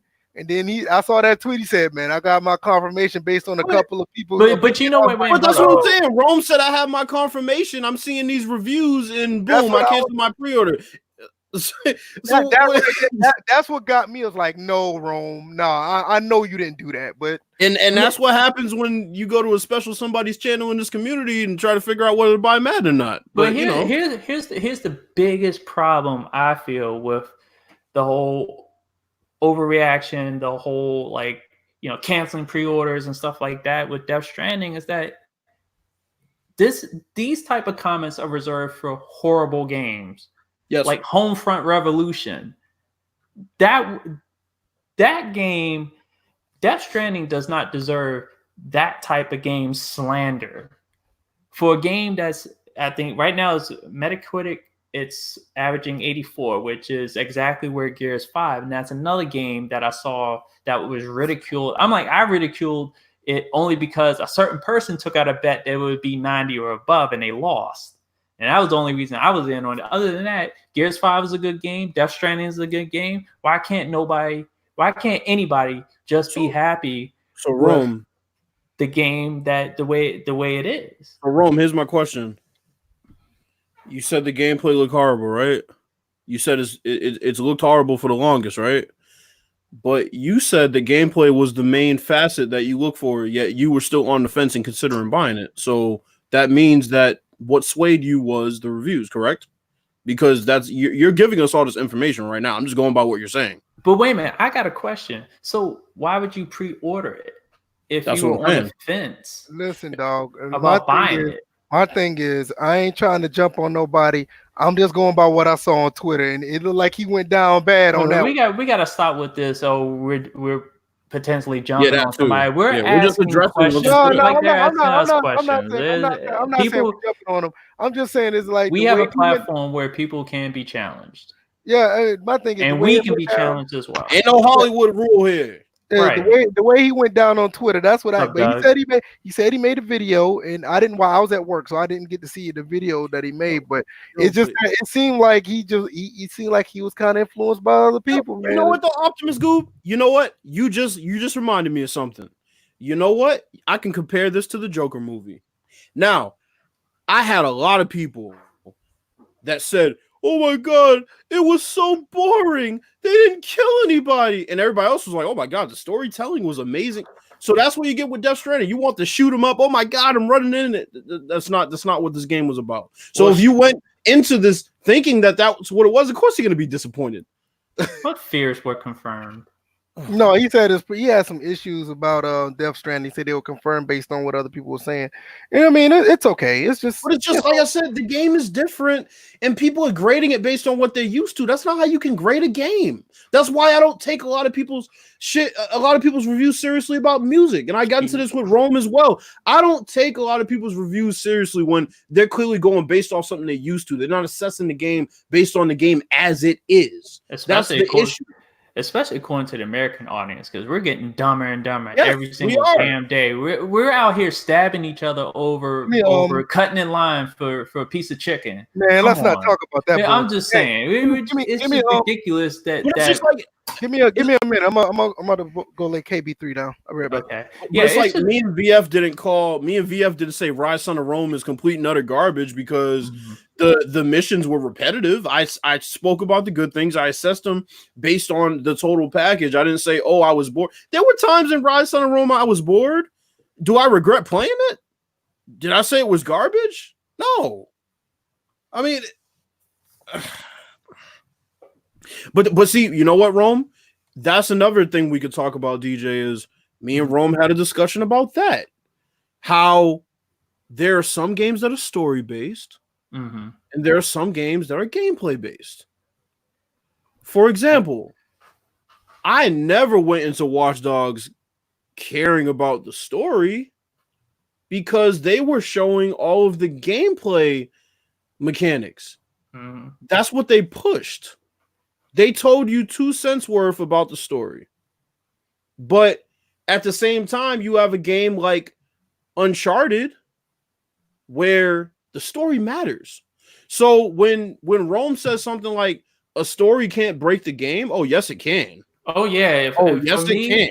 And it's funny because I even said that I believe I responded to Rome on this because I think he put out a poll where it was like, okay, do you prefer it was the story or the gameplay? Yeah. And I told him, I was just like, look, I'm the type of person that prefers a story like over gameplay. I'm like, the gameplay to me will back up a good story any day. Yeah, but Rome, A Way Out didn't have great gameplay because you weren't challenged at all. You just sort of pressed buttons and went through it, but it was a great story and it held up the game. That's why people look at the game in a positive light today. We didn't go into it looking at the gameplay as like, oh my God, if this gameplay sucks, then... But you know what? Yeah. The challenge in that game seemed like it was with your decisions and your partner. Yes. That seemed like the challenge wasn't in the game. It was someone you were paired with. It was yourself. It wasn't the game. Right. It was more so who you were playing with. So, and see, he said, I didn't like naturally because but that's why I said if games were all about gameplay, then 2K would roll the ball out and say empty stadium. Wait a minute. Freelance basketball in a practice gym. Here you go.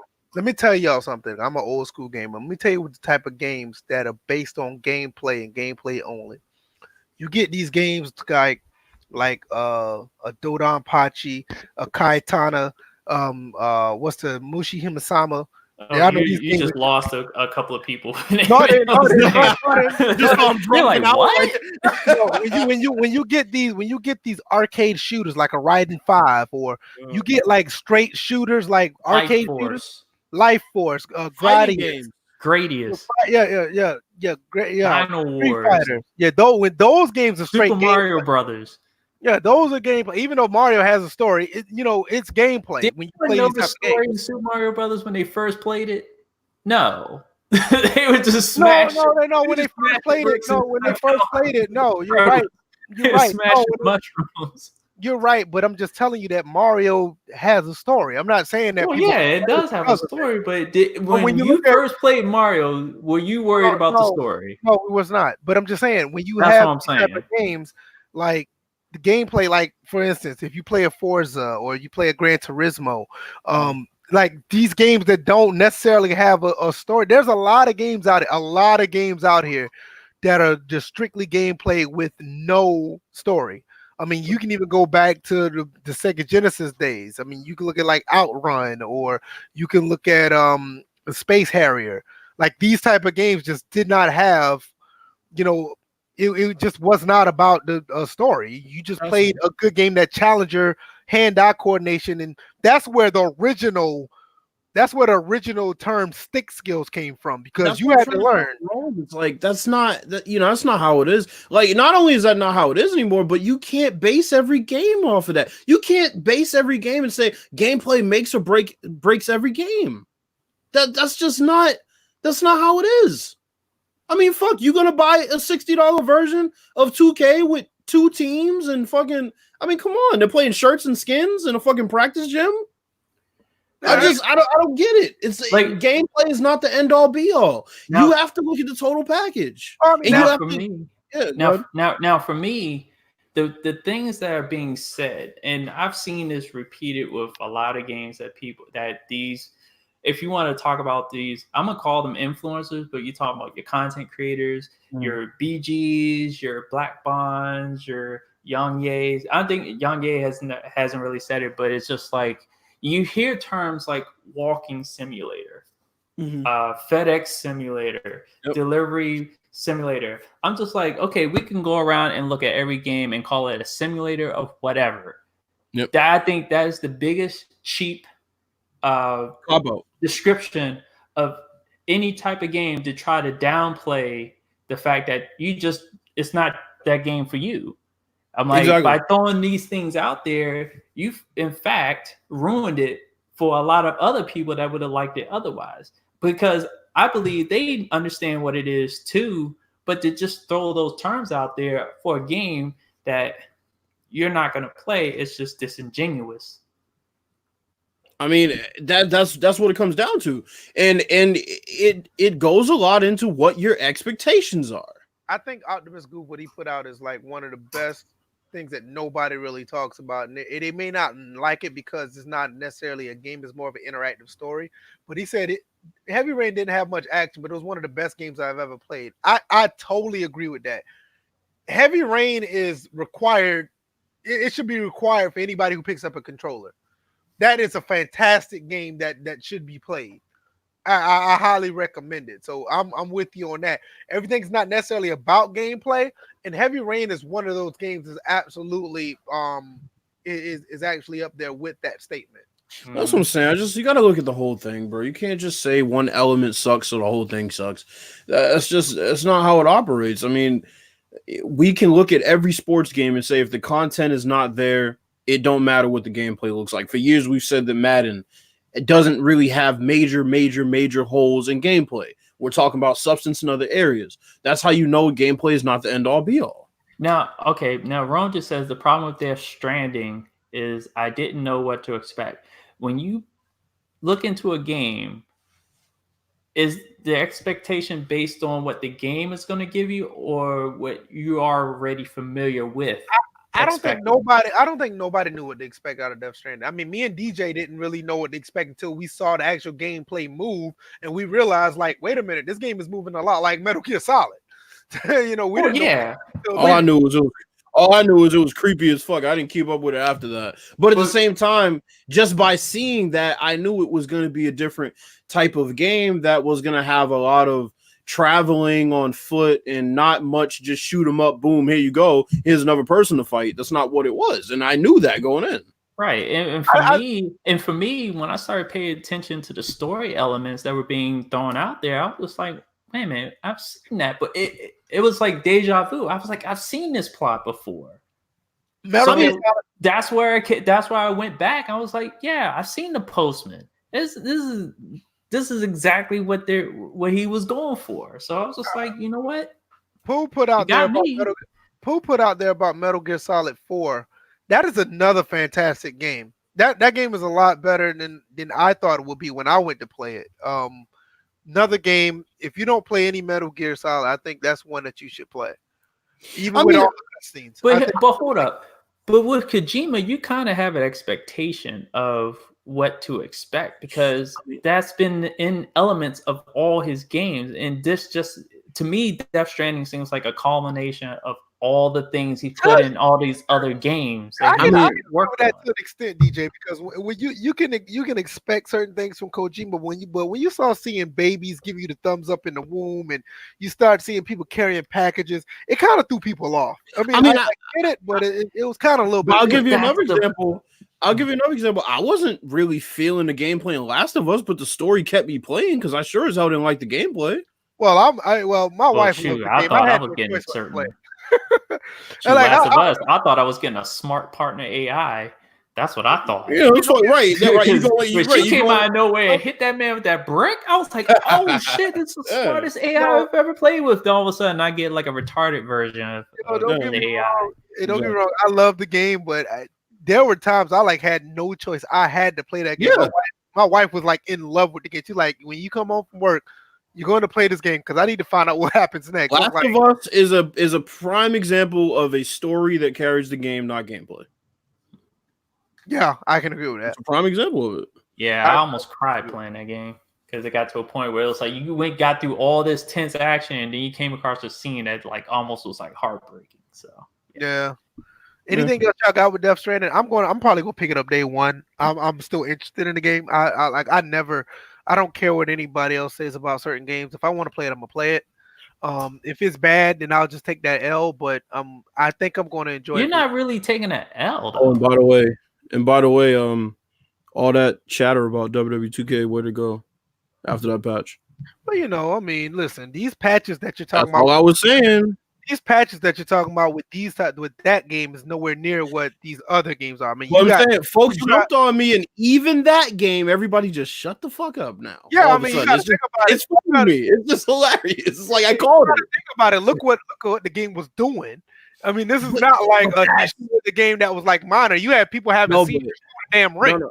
But VF, but that was my point the whole time was y'all know that was like The Exorcist. This was like, I was like, this was like an extreme case of the game was looking real bad. But VF, what I was saying was I was telling people y'all know good and well when a patch comes out, y'all ain't gonna be making these dumbass videos. And sure enough, you don't even see the shit on your news feed now. There's a couple minor things. There's a couple minor things they'll say. Okay, you still need to fix this. You got to understand that the shit that was going on in that game was way to the extreme. VF, I still have it pictured in my head. But what I'm saying is, anybody with a brain, knew that a patch was gonna fix that shit because glitches. Bro, they were glitches. I get you. I get what you saying. They were glitches. I get what you're saying. But the way that shit looked, that looked like some shit that Jesus couldn't fix. That was like I said, and that's what makes me calling it even funnier. Like if you had somebody like throwing somebody towards the ropes and they go through the ropes out of the ring and they fall on the ground, okay, I get that. You got somebody going through the turnbuckle and then they just flipping out all kind of weird, but I get that. Okay, a patch will fix that. But that shit that was going on in 2K20, I was looking like, man, tell everybody. This was almost like NBA Elite level fuck up. Yeah. But that's why DJ, honestly, am I lying? And you know what's funny? The level that remember when Elite 11 was canceled, you realize that when that Jesus Bynum glitch was revealed, that's when everybody was like, "Oh hell no!" Nah. And then they had to cancel the game. But yet WWE starts showing these clips and stuff like that. Everybody's like. I'm mad to say this too. We just have to wait for the patch. So it's just like, so they can release the game just like that. Y'all just gonna wait on a patch to release to fix all that. They could have, and me and Bills, we agreed on this. They could have delayed the game because they knew they were behind when they lost Ukes. But truth be told, I'm not disagreeing with you, Bills. You were right, and I kind of figured that they was gonna fix it. But when that shit was out there, the way that shit was looking, that looked like some shit that should have been canceled at one But point. it definitely looked like some shit that should have been canceled at the very least delayed. But I can tell, and DJ's played the game enough to tell what's a glitch and what's like, ooh, that's just not good. That was some bullshit that I saw. I ain't gonna It lie. was fucking awful. It looked like something that was like that like, would be like overall, you could tell it was code that they weren't finished with yet. Right, That's right. Because when you have stuff going through stuff, that's incomplete code. Yeah. Or incompatible code. Yeah, man. That's a fix. That's something that could be. These dudes in the chat making it hard to think about these Metal Gear games. Yeah. I like Tech Eater. Then dudes talking about Metal Gear. I've never played a Metal Gear. I'll be honest. Man, you missed out. Yeah, Well, you can still get them because I think. Of course, yeah. Yeah, because if you got Game Pass, you can get the HD versions on Xbox. Or you can just Metal watch Gear it Solid on 2, YouTube. Yo, Metal Gear Solid 2 was nice too. I remember when I got that on PlayStation 2 when it first came. What's an upcoming game that everybody's waiting to play on next gen? Definitely The Last of Us 2. I'm Definitely The Last of Us 2. That's a good question. Last of Us 2 by far, bro. Last of Us 2. That's the only one I can think of. But GTA hasn't been announced, so I didn't lie to you. I know this is gonna sound kind of cliche, and nobody's probably thinking about it, but bro, I low key want to play the next Forza or Gran Turismo.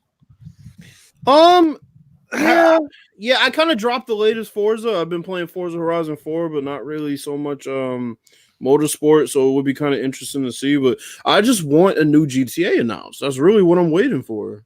The only game I'm looking forward to, obviously the sports game side, but we've not seen anything. So The Last of Us 2 is the only game that I can say, yeah, I want to see next gen what it's looking like. I mean, yeah, Ghost of Tsushima. I think that's another one. I think it's like, I'm not.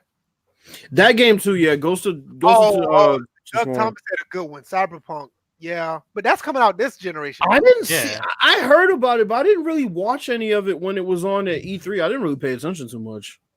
No, GT7, Ravens Nation, Gran Turismo 7 is Gran Turismo Sport. I will highly. I don't. They may come out with a GT7.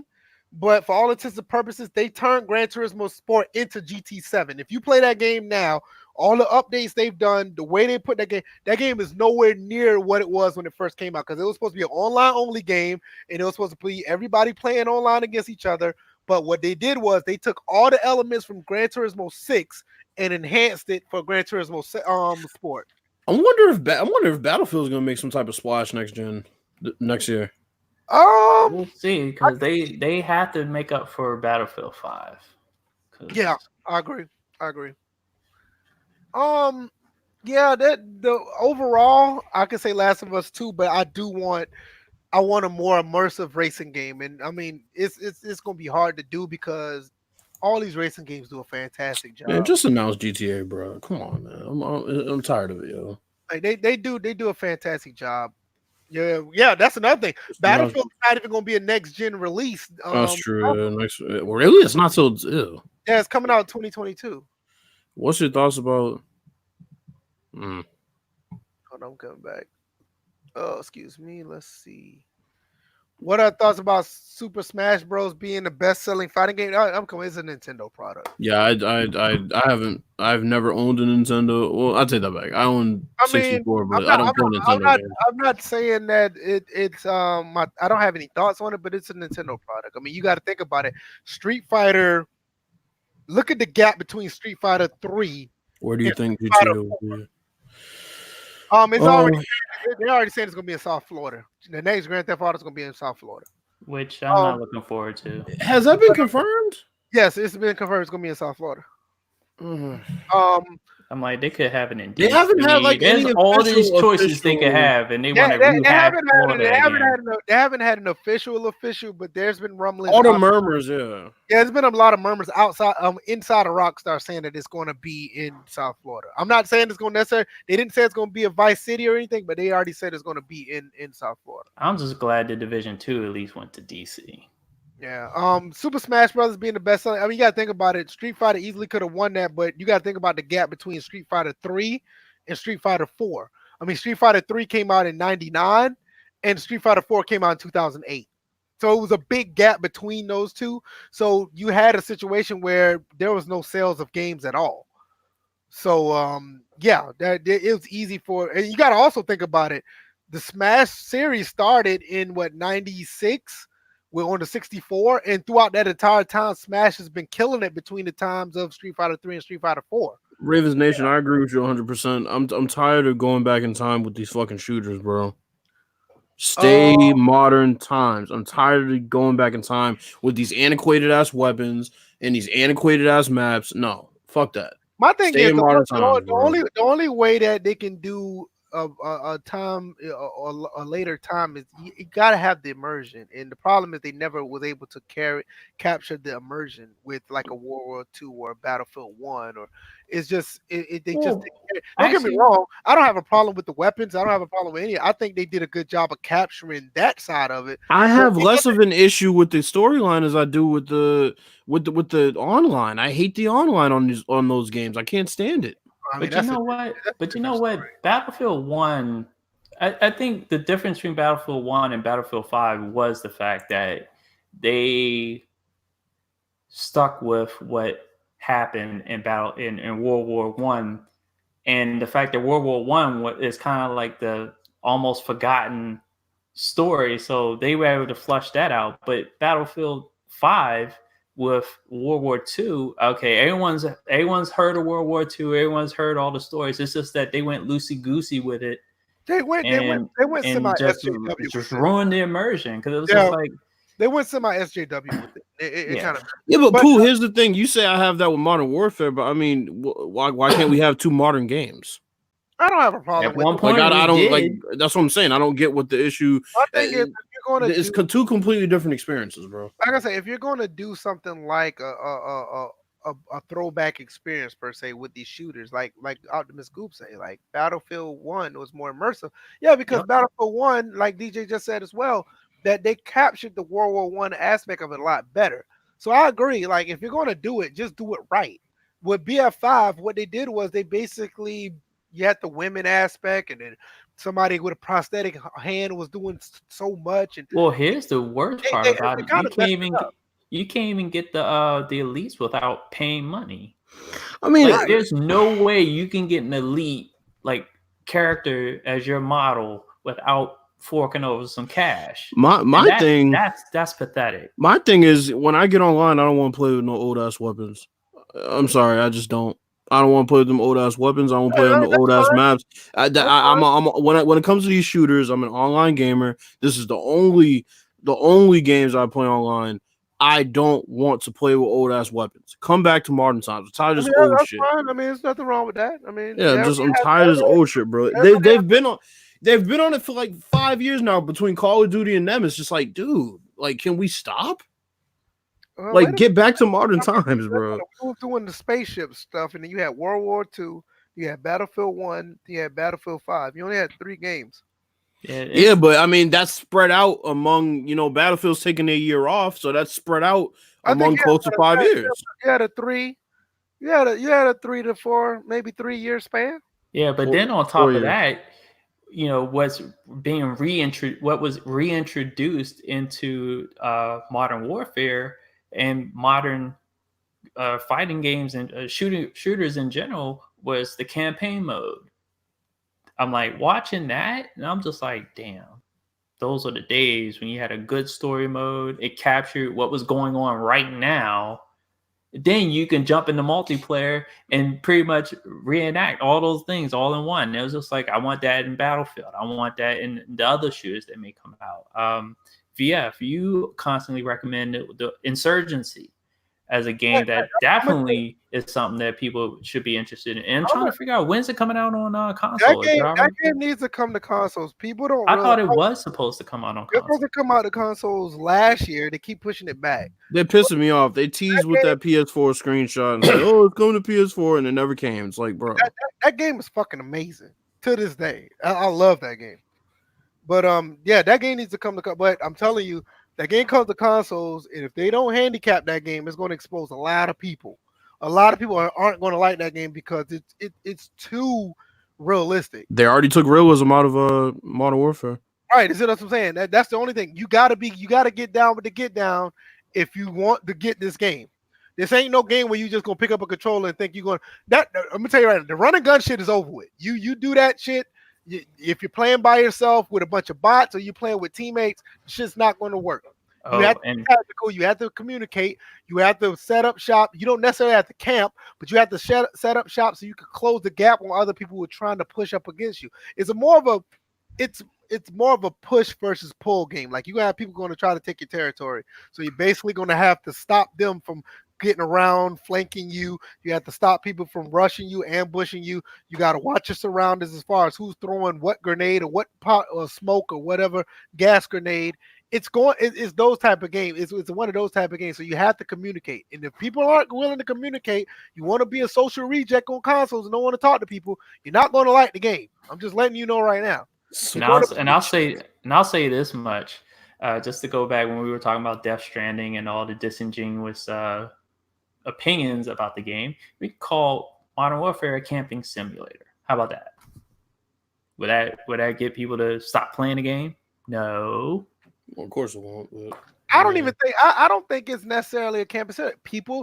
The problem with Modern Warfare, people aren't adjusted. People they look at Call of Duty. They haven't adjusted. No, I can make an argument that it's a camping simulator because they have not adjusted to that in years. They've been always camping. Right now, here's how I can make an argument that it's a camping simulator. This is one of the reasons why me, you, and a couple other people. That's why I wanted to get on there and do a squad, because if all of us get together and we communicate, we might not even have to shoot our guns. But here's the thing. It's not that I can't combat it, but my thing is, here's the issue. This is why I call it a camping simulator.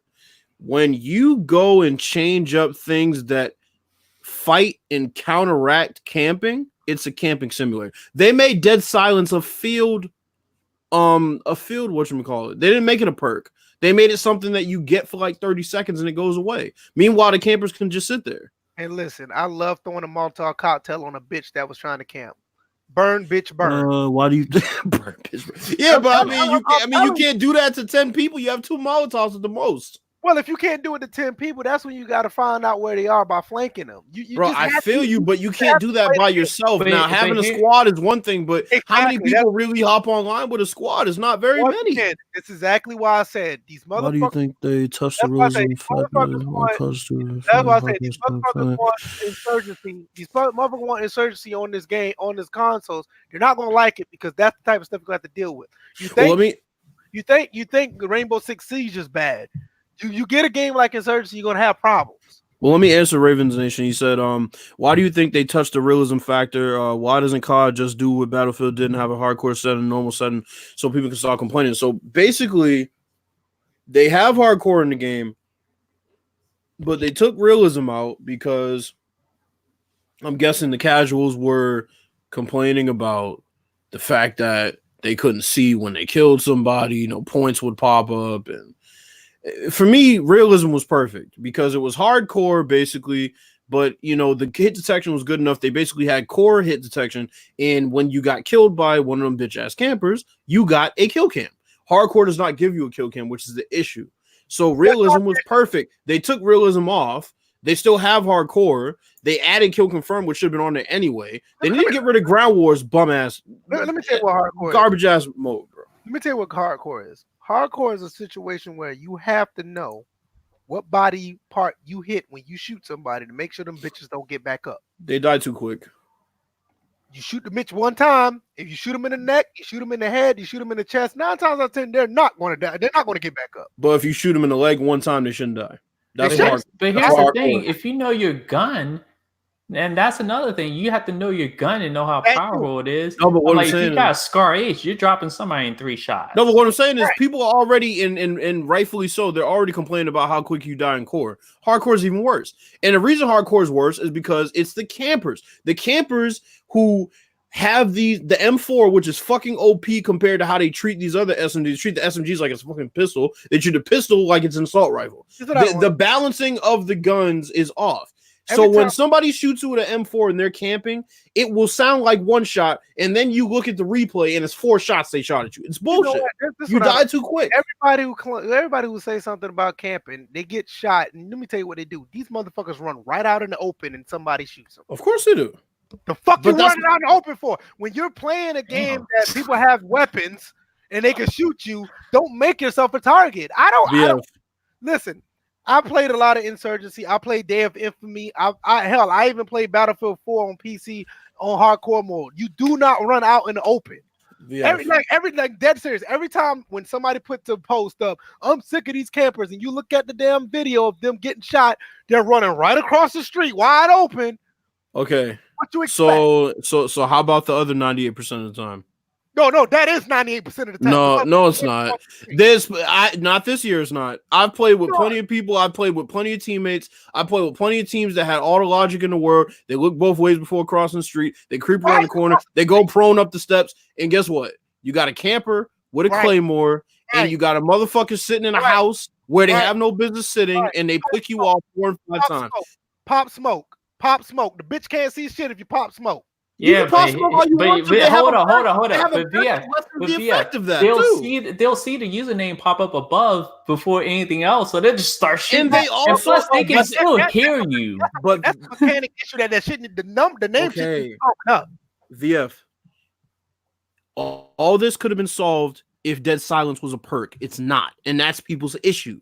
If I had Dead Silence as a perk, I wouldn't complain about camping because they wouldn't hear my footsteps. But when they hear my footsteps and they hear my team call out enemy in the area, what the fuck? I mean, seriously, what are we doing? That's why the campers succeed. That's why people complain about campers, because they have bitch ass tools that people running around don't have. You know what? These y'all are doing this too. But the people in the chat, I don't get it. Y'all are making excuses for not trying to combat this shit. It's not excuses. If y'all some real gamers, y'all gonna find a way to combat this shit. And you're gonna go 10-26. Listen, I'm gonna win the fucking match. I deal with this shit all the time. 10-26. Who got the W? I don't give a fuck about a KD. You ain't gonna get the W if everybody goes 10-26 in TDM, VF. That's bad math. If you're telling everybody what the fuck to do, you're going to win the match. We've been VF, me. And you know who Jomar is, my boy. We've talked before. Y'all need we have been on excuses for these fucking campers. It's not excuses. It's the opposite of excuses. If y'all real gamers, y'all can combat this. It's a campus simulator. It's a campus simulator. If y'all some real gamers, y'all can combat this shit. Really? Yeah. Really? Yeah. Yeah. So if you're a real gamer, you can combat somebody who hears your footsteps from miles away and your team calls out enemy in the area and you didn't see him, but they see you. You can combat that every time, right? Walk slow. So do you expect to walk slow the whole entire game? At some point, do you want to live or die? VF. Have you played online? Yes. You can walk slow you want to, they'll still hear your footsteps. So no, they do not. What? They don't? Oh, here we go. Well, are you serious? I haven't had that issue. You haven't had that issue because motherfuckers suck that you're playing against clearly. Well, I'm sorry, I'm better than them. I can't help it. You're better than bums. But what I'm saying is I can't help it. No, but in all seriousness, what I'm saying is the people that camp, they camp as entire teams, and no matter what you tell your team, you're still going to get picked off because they move their camping spots and they have all these gadgets to help them. They have the fact that you don't have Dead Silence. And they have the fact that your team is calling out, like I said, enemy in the area. You might not have even seen him. They hear your team call out enemy in the area. Automated, not your teammates, but the game itself. And then on top of that, they know how long those kill cams last. So they could, if we're trying to combat the campers and we're going by that kill cam, they'll stay there for a long period of time and then find someplace else to camp when that timer goes off in their head, like, oh, this is how long the kill. Let's say the kill cam lasts for like 3 seconds or 5 seconds.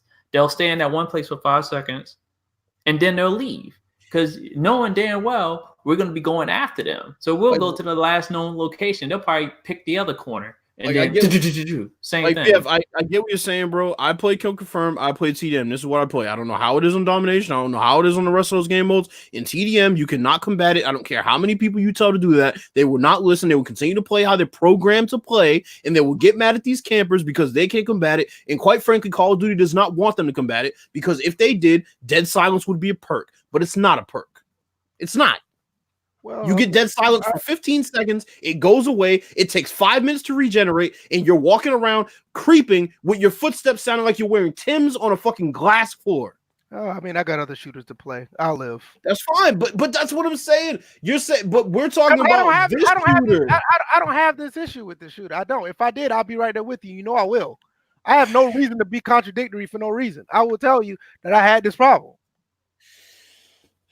I mean, I feel you, bro, but I'm just saying it is a problem. You learn the map. You watch what the hell's going on now. Maybe you might have to sit around and watch motherfuckers do some dumb shit.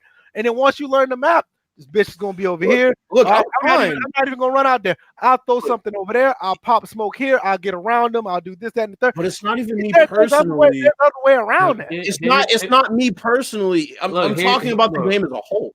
Here's the game in a nutshell. It used to be 3 lanes. Now it's many lanes. So that actually encourages people to camp. And the map setup is garbage. In some cases. For a lot of them.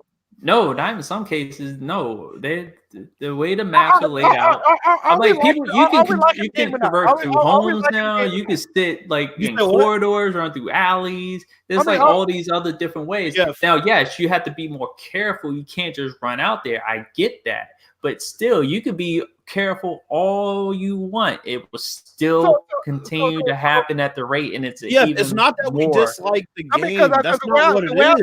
Y'all sound like y'all helpless right now. No. We're sounding like we're pointing out issues of the game.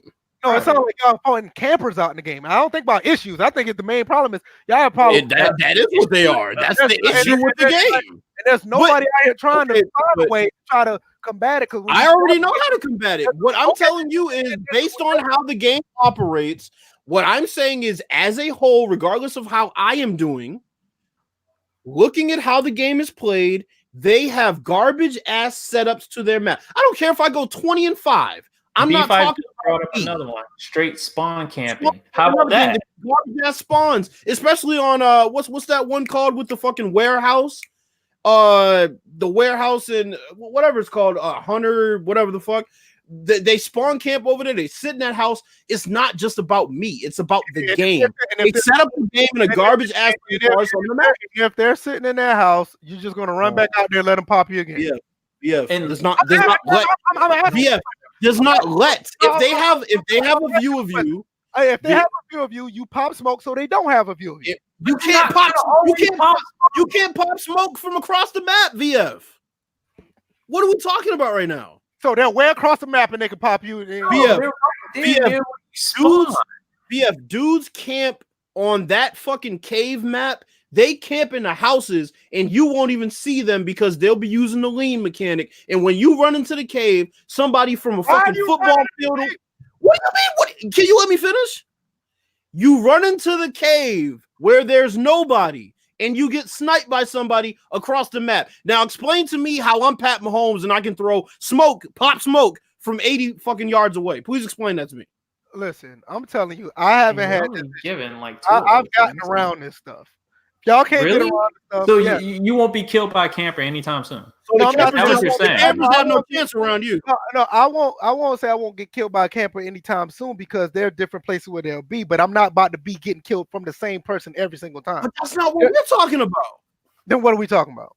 We're talking about a number of people where they camp in the things that the developers have given them that allow them to continue to do it. That's what we're talking about. That's why I brought up dead silence. I didn't say I ran out and got shot by the same guy 5 times. What I said was, if I had dead silence, he wouldn't hear me coming from 2 miles away. That's what I said. Okay, so we can still get around this at the end of the day. You can get around it, but how about the rest of our teammates? Well, you better tell their ass to put on the mic. If they don't get on the mic, get the fuck off the damn team.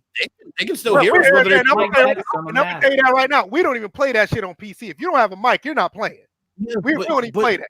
Yeah, this is what you're not getting. We talk about being a small percentage in the Madden community. We're a small percentage in the Call of Duty community. It's the same shit. No, I don't. They made these maps for campers. Piccadilly. You're telling me that Piccadilly, with all those rooms that have one way in and one way out, you don't think that was calculated? You don't think that dead silence being a perk was... Dead silence has never not been a perk. This year, it's not a perk. Why?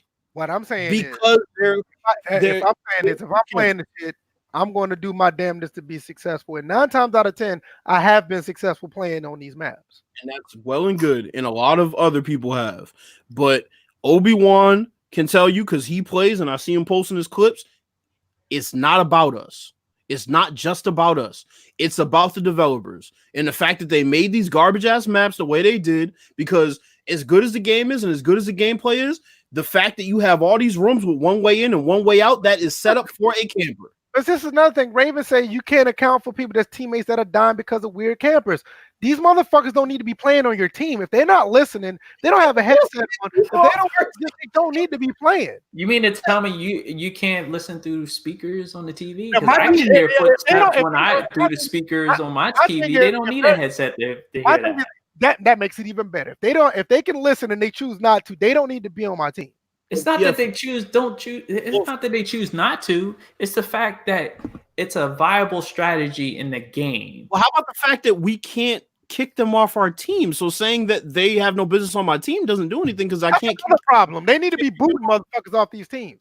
They need to be booting the people that sit still for like a minute or so at a time. What they need to do, they need to boot these developers that came up with these fucking map designs out of the design area of the fucking game, because they should have known that maps like Ramazan or whatever the fuck it's called and Azir cave, where they're camping from across the fucking way and they can open up a little window and shoot you from across the way. Oh, we got rid of quick scoping. Oh, really? Did you now? I'm not falling for this shit. If I get online and play, I might get like Raven Nation say, yeah, I don't mind down by a camper if you use a legit camping strategy, but I'm not about to sit and say, oh, I'm not going to play because every time I walk out, I'm going to camping strategy is being a bitch. Let's be honest. No, I'm not doing that. That's what it is. Thank you, Rome. I don't even like playing with Randy. He just says he doesn't mic up. I don't think he says he would. That's what I'm saying. You're agreeing. He says I don't mic up with randoms. That means he doesn't talk to people. Right, exactly. That's what I'm saying. Because half time they don't. So you would boot him off the team? I would boot him if he don't want to talk. Wow. What if he didn't have a mic? Wind up being one of your best players on the team? You would still boot him? Why are you playing games, these type of games, and don't have a mic? Let me ask they all have mics. VF. A lot of times I go in without a mic, and I actually study what my teammates do, and I figure out what they're doing without even talking to them. Listen, bro, if you wanted to squad up with me, you got to have a mic. Okay, so here's my question. What if the person's deaf? Why the fuck are they playing? Because they can see. I'm not playing with the deaf person. No, I'm not playing with a deaf person. VF is discriminating against deaf. I'm not playing with a deaf person. What's going on right now? I'm not playing with a deaf person. Oh no! Oh, he said, "I'm not playing with a deaf player." Oh no! Your eyes don't work. I'm not playing with a deaf person. If anything, their eyes would be better than yours. Yeah, you want them on your team. They just can't say anything. Yeah. Well, they can say anything. They can't hear what they're saying. At the end of the day, I'm not talking to a bunch of randoms. Here discriminating against a bunch of randoms who are garbage as it is. I'm playing TDM. I'm getting my points. If y'all can't deal with campers, that's y'all's fucking problem. And out of my way. And in reality, you're right, because I think for the most part you were talking about TDM. And with that being said, you're not going to have a teamwork type situation in TDM. Now, with that being said, I get that. Now, kill confirmed is a little different, but at the same time, what about domination? Well, I don't play domination. That's more teamwork oriented. I don't play domination much, but like, there's no need for a mic. I mean, you could use a mic on TDM, but the whole team doesn't need to be mic'd up. When I play these games, when I play these shooting games, it's teamwork oriented. Get your mic on. Let's talk. You need me to do that. We gonna win these motherfucking. Matter of fact, Pooh is a prime example of this. When we went on Battlefield 4, me, him, and LT, we all had our mics on. We was killing that shit, right or wrong? Yo, DJ, if VF was a teacher, participation would be 35% of his grade. No.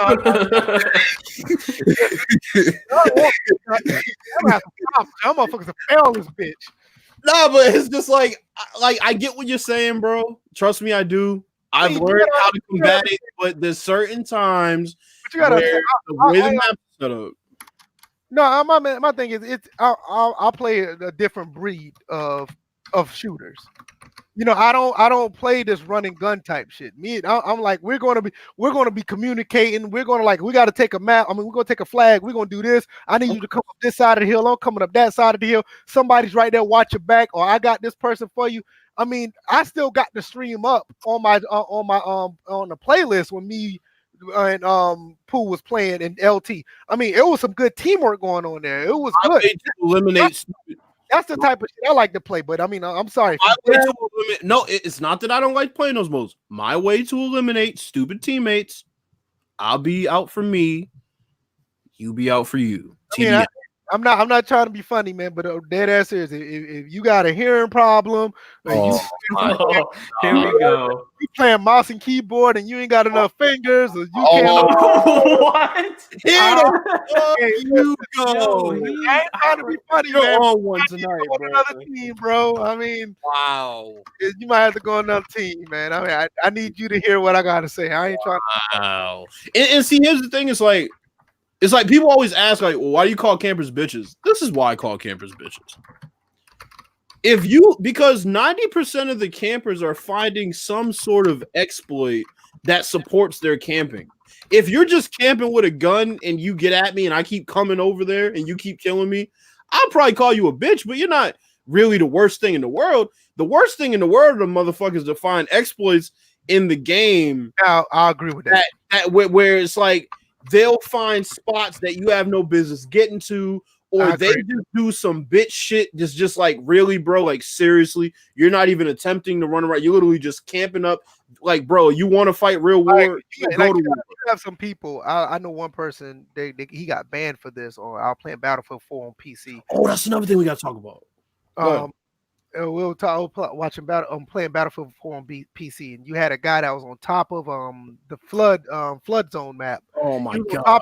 He was on top of one of the buildings that you can't get to. Yeah, he was basically sniping people with an MG4. Mm-hmm. Don't ask how the fuck you can snipe somebody with an MG4. He did it for like 5 or 6 times, and then he got banned. But just the fact that people do shit like that, I can't stand people like that. I agree with that. So that's the thing. It's like on TDM, of course. I try to stay away from the spots where I know campers are going to be. Of course, they just find new spots. On Domination, of course, I would mic up, but it's just like I try to alleviate that. I don't get to play with people all the time that I know. I don't get to, party up with them. So I just play TDM because I'm like, at least my stat line will be good. Y'all niggas can do whatever y'all's dumbasses want to do. Y'all want to keep running over there? I'll try to get them out. I'll try to get them out for you, but I can't lead you. I could tell you where he's at. I could keep running over there and see if I can get him out of there, but some of these dudes are just stupid, and I can't even blame campers for that. Right. And you'll see these dudes keep going in there. I'm like, bro, this is the 9th time you run in there. This motherfucker's popped you off every time I see your name pop up at the bottom right of the screen. They're telling me that you got killed by this dude. Stop running in there. Y'all got anything else to add to? I go. Well, I didn't say Death Stranding because I mean we still got another topic across. Yeah. Well, I have one more topic that kind of goes into this. Did y'all hear about that 17-year-old gamer who got banned for life and everybody's making for him? The Fortnite guy? Oh, get that bitch out of here. He played Fortnite and got banned for life? So there was a Fortnite kid. He was 17 years old. I ain't gonna say I'm not interested, but I'm gonna let you rock. No, trust me, it's interesting because people are running to his defense and it's like disgusting. Why not? It's Fortnite. Yeah, so he's playing Fortnite, and he's a member of one of these like clans that have all these millions of viewers and a bunch of little snotty nose ass kids that watch him. And he got banned for life from playing Fortnite, any Fortnite events, etc., because he was using aimbots. And he said, these were his exact words, VF, if I knew the consequences, I wouldn't have done it. Well, no shit. Did he get banned for life? If I knew the consequences of robbing a fucking bank, I wouldn't have done it. What are we talking about? He got the perma ban. That's what he got. Did he get banned for life? He got banned for life. And everybody's like, well, they shouldn't have banned him for life. Why did they ban him for life? He fucking cheated. If you cheat, you should be banned for life. You should not play it. Why do you get a second chance for doing shit you know you shouldn't be doing? Yeah, I mean, I don't like this. I hate this generation, bro. I know I sound like I'm old. I'm 26 years old, and everybody that was born 2000 and after, fuck you, because you are part of the issue.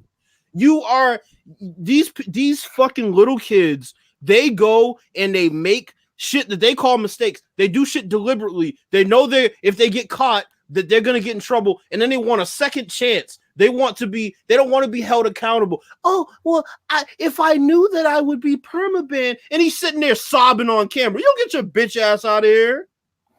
I'm tired of this shit. Like, because everybody tells me it's so hard to be a pro gamer. It's so hard. It's so hard to play video games all day. Man, is fuck that, man. Let's talk about something. We don't want to talk about this fucking loser. Fuck him. Bitch. Tired of this shit. Anyway, before we talk about this, we're gonna share our thoughts about an NFL team possibly going to London. I wanna share a story real quick. Let's see. Let's share the screen. That's what I'm saying, Obi-Wan. He knew the rules. He knew it wasn't during competition. He shouldn't be banned. He was just doing it to troll. Really, man? That's even worse. Find something else to do. You can go play with yourself or some shit. All right. Somebody knows ass bitches. Let's talk about this right here. I'm gonna put this up here.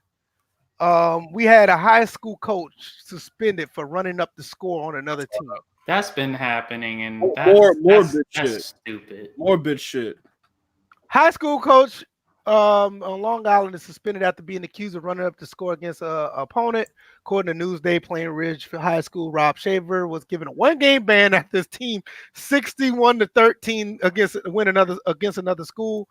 It was apparently in violation of Nassau County lopsided score policy. Mind you, if I'm not mistaken, wasn't that like the second best school in the conference of the league or whatever? Yeah, I think they were undefeated or something like that. Yeah. Although the game wound up being a blowout, the teams were evenly matched on paper. Both teams entered the game undefeated. There you go. So I got a question about this. Like, seriously, should there even be a ban on stuff like this, or a suspension for stuff like this? My thing is, if you're getting your ass kicked, get better and beat them next time. Participation trophies and sensitivity. That's what this is. Well, we don't want our kids to know what it feels like to lose. And if they do lose, maybe if they don't lose by enough, it won't break their spirit. No. What are your thoughts? What is your thoughts, DJ? Go ahead, DJ, bro. Go ahead. It's lame. It's stupid. It's all the things above. I'm like, if you don't get your ass whipped at some point in your life, it's really nothing to say. It's just that in competition, somebody's just outright better than you. That's a plain fact of life. You're going to run into teams. You're going to run into individuals, whatever sport you play, whatever job you work at, whatever social event you go to. There's always going to be somebody better than you and better than you than a long shot. Learn it now. The kids need to learn it now instead of learning about it later, because now you got this generation coming up that now all of a sudden they're learning about it late, and it's too late because they've been used to either being close or even. What does this teach the kids that were on the winning team? That it's not okay to win. Like if you beat it's not okay to dominate. It's not okay to be far and away the better team. It's not okay. You have to feel sorry for motherfuckers who ain't as good as you. Really? I don't get it. I was just wondering what your thoughts about that, because I saw this. I was like, this is some bullshit. It's so it's just participation. A coach told me a long time ago, I don't 100% agree with this philosophy, but you say you have to know what it feels like to lose to appreciate winning. And people just can't take an ass whooping. That's what it is. They can't take an ass whooping. I wouldn't say you have to lose to appreciate winning, but at the same time, if you don't know what a loss feels like, that means you probably don't know what it feels like to be told no. Man, listen, it's the same thing. I'm telling you right now, if my son walks in the house and he doesn't have a third place or higher trophy, that shit's going in the trash. Matter of fact, I'm telling him straight up, don't even accept it. They call your name for some bullshit that's not third place or higher. Just you sit there and say thanks, but no thanks, because we're not even going there. Third place or higher. That's it. All this participation shit, all this better luck next time medallions, all the bullshit. We're not doing none of that shit. Do you know how embarrassing it would be for kids from my generation to have a game stopped? Right. We're stopping this game. Man, I used You to go live back to the locker room feeling good about that? As a team that lost, game, bro. We didn't get that bad, man. As a team that lost, mercy rule. Mercy my ass. See, now here's the thing. In a couple of baseball games I played in, there was a mercy rule in effect. But you know what? As a team that brought it upon, I felt very good. This is what I'll say. And at the end of the day, when I hit that last baseball and scored a couple more runs, and we were up 11-0, and it just meant for us shorter game. Like, okay, if you're like 6, if your kid's like 6, okay, fine, I get the mercy rule. If you're in high school or middle school, I don't want to hear that shit. Now you could crush a little kid, like a little kid. You can crush them at a young age if there's just kids that are so much better than them. But once you get to be 10 or 11, you need to man the fuck up. You got to understand, like kids around 4, 5, 6, maybe even 7. These kids most of them aren't really playing the games to necessarily win. They're out there to have fun. That's what I'm saying. I can get it when you want to call off a game. After that age, I don't want to hear it. 10, 11, older, no. Yeah, when they get older, they're going to know that, okay, you play these games to win. Yeah, you're having fun, but you got to beat the person on the other side. So I totally understand. I agree with that. I mean, there is an age. You know what I'm saying? But like, I'm not going to watch some 4-year-olds get fucking dominated. You know what I'm saying? It's pointless. Right. After a while, it's like, okay, KB3, you had fun. All right, let's go. But if you're in the 5th grade, you're getting your ass kicked, you stay out there and take that ass whooping. Hell, when we used to get our asses kicked, the coach wouldn't even take the starters out. No, y'all motherfuckers stay out there. Y'all gonna earn this L. Y'all gonna know what it feels like to be on the court when you're getting your ass whooped. Right. So that's the issue. Coaches don't come the next day and chew these kids out anymore, have them run suicides until they're fucking throwing up. Now a kid throws up, he goes home and tells his mom, coach gets fired. He wasn't giving us water breaks. All kind of bullshit, bro. But it's just they don't want you to believe that kids are getting softer. They don't want you to believe that this is a soft way of bringing up kids and running sports. They don't claim that. They know it is, but they don't claim it because they want these kids to grow up to be victims. Yeah, it's sad. But last topic: NFL team in London. Y'all think this is going to happen? Yeah or no? Eventually. You think it's a good thing? I don't know. I can't really see it being a bad thing other than their home games logistically. The travel would have to suck. Whoever's playing for that team, it's going to be so bad. Yeah, logistically is going to be the issue for me. Yeah.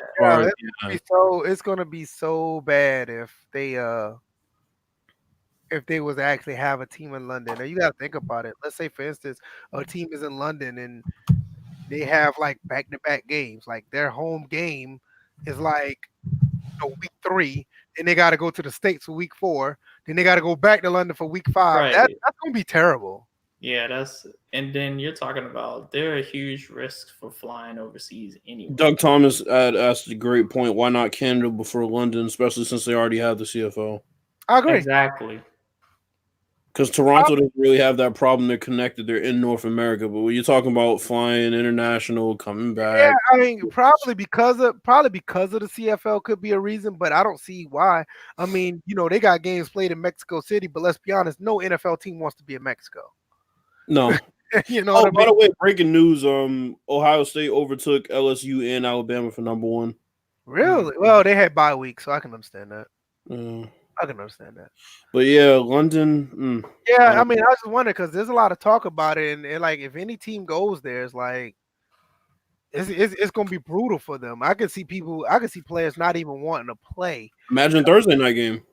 Yeah, a Thursday night game or a Monday night game or hell, just regular back-to-back Sunday games is gonna be hell. Like, listen, like I said earlier, if there's a game in the States, then you got to go back home to play that game. and then you got to go back to the States to play somebody else. You know, that right there is brutal. And let's say, for instance, if it was a West Coast game. Let's say if you played in London and you had to go to play in Oakland or Las Vegas, or you had to play in Seattle, and then you had to go right back to London to play your home game. And don't get me started on the time zone difference that would be just fluctuating constantly for you. Right. It's one thing to play one game in London and then come back to the U.S. for the rest of the year. You know, like they're doing one London game per week now. It's like, that's fine, but God, to keep doing that? Right. You got to think about it. There's some teams right now already having problems coming from the West Coast to the East Coast. That's what I'm saying. Yeah, so imagine them coming across the Atlantic Ocean. Yeah, that's not. Players don't like the Thursday games as it is, but Thursday and international, forget it. Yeah, you think about people like Antonio Brown finding a way to get off a team. They found out they play for that team. They were like, "Oh no, I'm good." Fucking Josh Gordon finding a way to find. They're gonna intentionally smoke weed to get the fuck off the team. Right, motherfucker, like, be like, one time I want to get kicked out of the NFL. Like, Coach, I got a whole bag right here. Yo, I was like. God, bro. Like he's showing you that I'm smoking it in your face. Please get me off this team. Dude, it's bad enough. Like, you know, the NBA obviously talking about getting rid of seeding for conference and just doing like the overall seeds. Like we talked about the travel for that. I actually don't have a problem with that. I don't have an issue with it, but the more like I actually thought it was a great idea, but then the more you think about it with the travel, think about it. The series is 2-2-1-1-1. So if it's like LA and Boston, you're going LA, Boston, LA, 5, 6, 7. You might have the situation where it might have to go back to 2-3-2. That's what I'm saying. So it kind of changes things a little bit, but it would be interesting. You get the 16 best teams, but logistically, that's what people are really questioning. Yeah, I think if they do that, they're gonna have to go back to a 2-3-2. There's no way there'll be a 2-2-1-1-1. What's up with the NBA since we didn't talk about last week? What you want to talk about? Just a little bit. I mean, you know, you got the Lakers looking good right now. You got the Lakers looking really good right now. But what I want to talk about the Warriors. I likened this descent, this just downfall to the Pistons in the 90s. Like, it's not just a situation where they lost players. Obviously, they lost players, but your core players are beat up because they've gone to the postseason, deep in the postseason now for 6 straight years. Mm-hmm. And you give them less to work with, which means they have to play more minutes. If they rest it all, you're going to lose games. Stephen Curry broke his hand. Draymond Green hurt this. D'Angelo Russell will probably be next. Klay Thompson's out for the year. It's just, I knew they were going to be bad, but this is like terrible. And everybody's coming to Steve Kerr. I'm like, what do you want him to do? Look what he's working with. I don't speak on NBA until like January. I mean, I get it, but it's just interesting because you know the NBA. I honestly don't find the NBA interesting until down that time. Really? I don't. Wow. It's just not. None of it. You know, it's starting to shape up mid-season, and that's when it's interesting to see the teams take shape early on, though, especially with all the players in new places. I mean, you got Jimmy Butler flourishing in Miami right now, which I don't think that's going to end in a very long playoff run for us, but right now it's looking pretty good. You got the Mavericks looking really good, but the Lakers, like I said, the Lakers were always going to be my pick this year, and it hasn't changed. So, I mean, it's just kind of interesting to look at the NBA landscape right now. I mean, I'm not poo-pooing anybody who does. It's just for me, it's like, you know, call me. I really start watching around Christmas, and then around January, February, it start picking up for me. Aren't the Bulls playing Lakers tonight? I have no idea.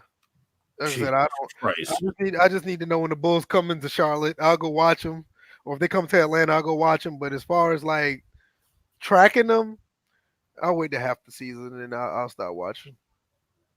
I mean, I'm not saying that it's not interesting. It's just, to me, I'm not saying it's meaningless. It's just like, okay, wait till we get about 35, 40 games in. DJ, is John Wall back yet? No, he's not going to be back this year. Oh, wow. Nah, we knew that for quite some time that he was going to be out the whole year. What are y'all going to do with him? Y'all going to hold on to him? Well, yeah. I'm like, he's under contract for quite a few more years. I'm like, we extended Bradley Beal, but I like what I'm seeing. I'm seeing good. I'm like, even though we haven't won a lot of games early on, but I like the contributions that are coming out from our rookie. Yeah, but why is he not playing this year? Like he's still rehabbing from his Achilles. I get it, but looking at the drills he's already doing, to not play at all this year. There's drills, and then there's the actual playing night to night. You could ease into that. There'd be a minute restriction would be fine, but to not play. You're talking about his play style. That he'd have to adjust. Yeah, but is he going to be the same effective John Wall? Because I'm not going to know until he gets on the court. They held Gordon Hayward out for a whole season. He came back the next season, still has. Yeah, if you would have had those last, but what I'm saying is, if you would have had those last 10 to 20 games, he would be playing if season. Well, of course. Well, I know you're gonna say he'd be playing if y'all had a contending team. No, he wouldn't be playing if it was a contending team. He wouldn't be playing. He would be playing if he didn't suffer that Achilles injury, which he suffered while rehabbing from another injury. So it's just like right now, it's just like it's not just that one injury he's worried about. He's also worried about the other one. Yeah, so if he's already doing these drills coming off simulated pick and rolls and things like that, and it's November, you're telling me by the time we get to April he couldn't play? By the time we get to April, it'd be no reason to play. Fine. By the time we get to March, he couldn't play. By the time about March, it would be no reason to play. That's what I'm saying. That There's no thing when you're under contract is no reason to play.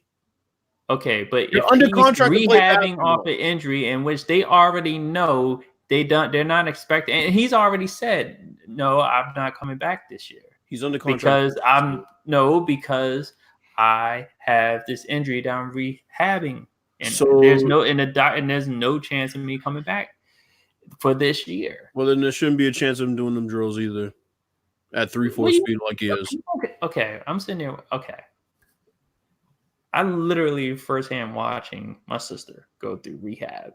And there's going to be a point where she's going to be at a point where she's going to start doing stuff that's going to be like, okay, well, maybe she can walk normally in the next whatever. But, you have to be cautious about these things. But that's walk. Like Wall, obviously, he's further along in his rehab to where he's doing stuff, but it's all a progression.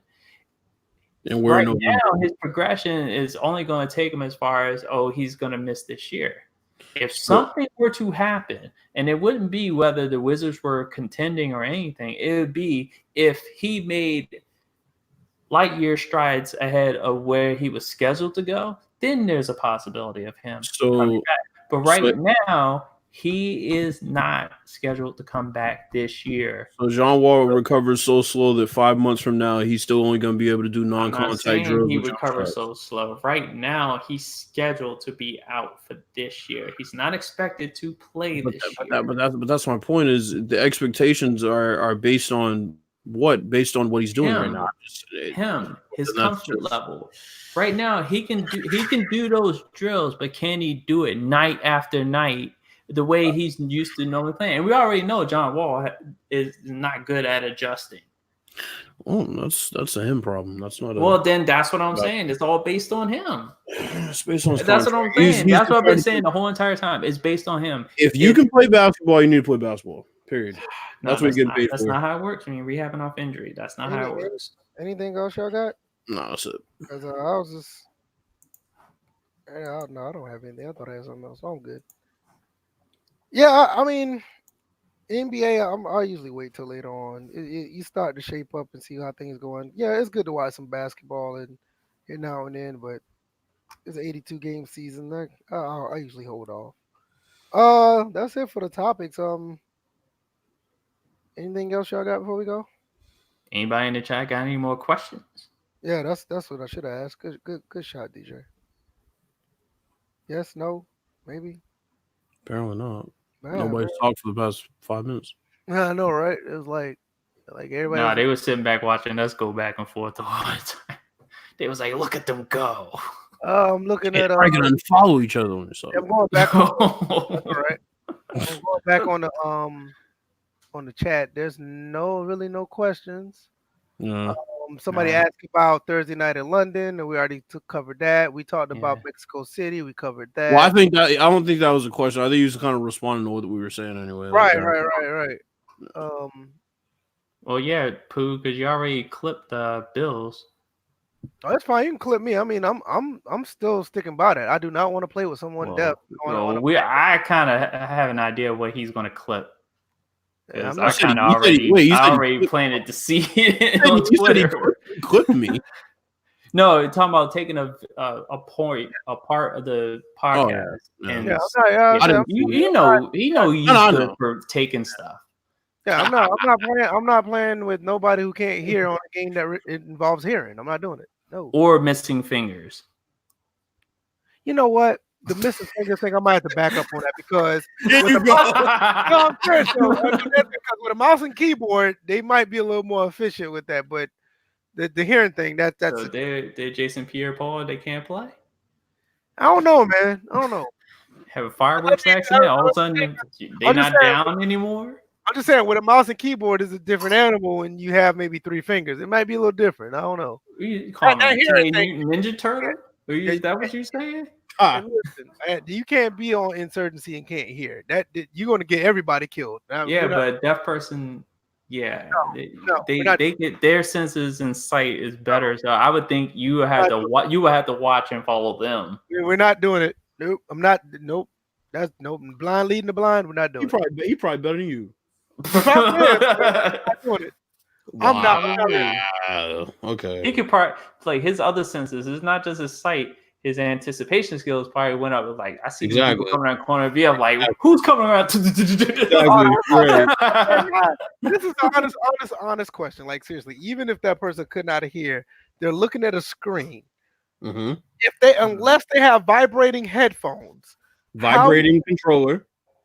You're playing with a mouse and keyboard. There's no vibrating control. What if they're not playing on mouse and keyboard for a while? So they kind of. If you're playing with mouse and keyboard on Insurgency, you're already doesn't mean they can't. But I'm saying, what if they're not playing on mouse and keyboard? Yeah, if they're not playing on. You said it was Call of Duty too. You weren't going to play with them.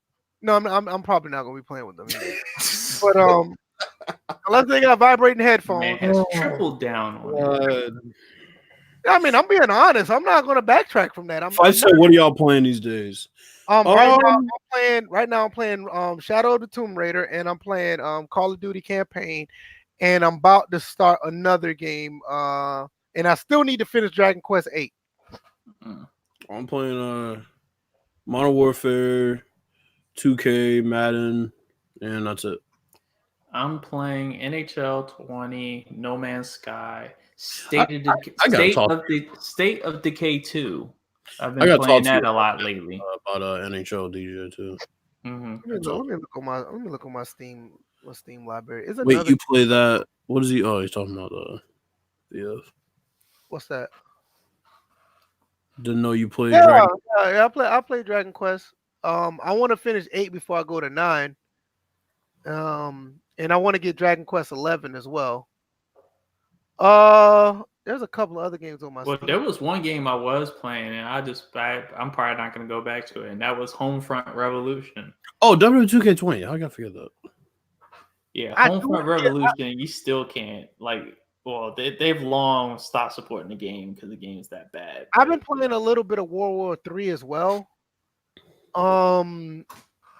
Yeah, that was supposed to be the battlefield of the PC. Yeah, don't get me wrong.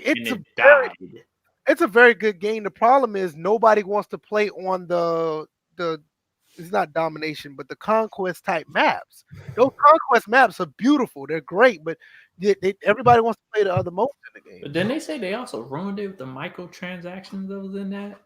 Because they tried to sneak it in there, and people weren't happy about it.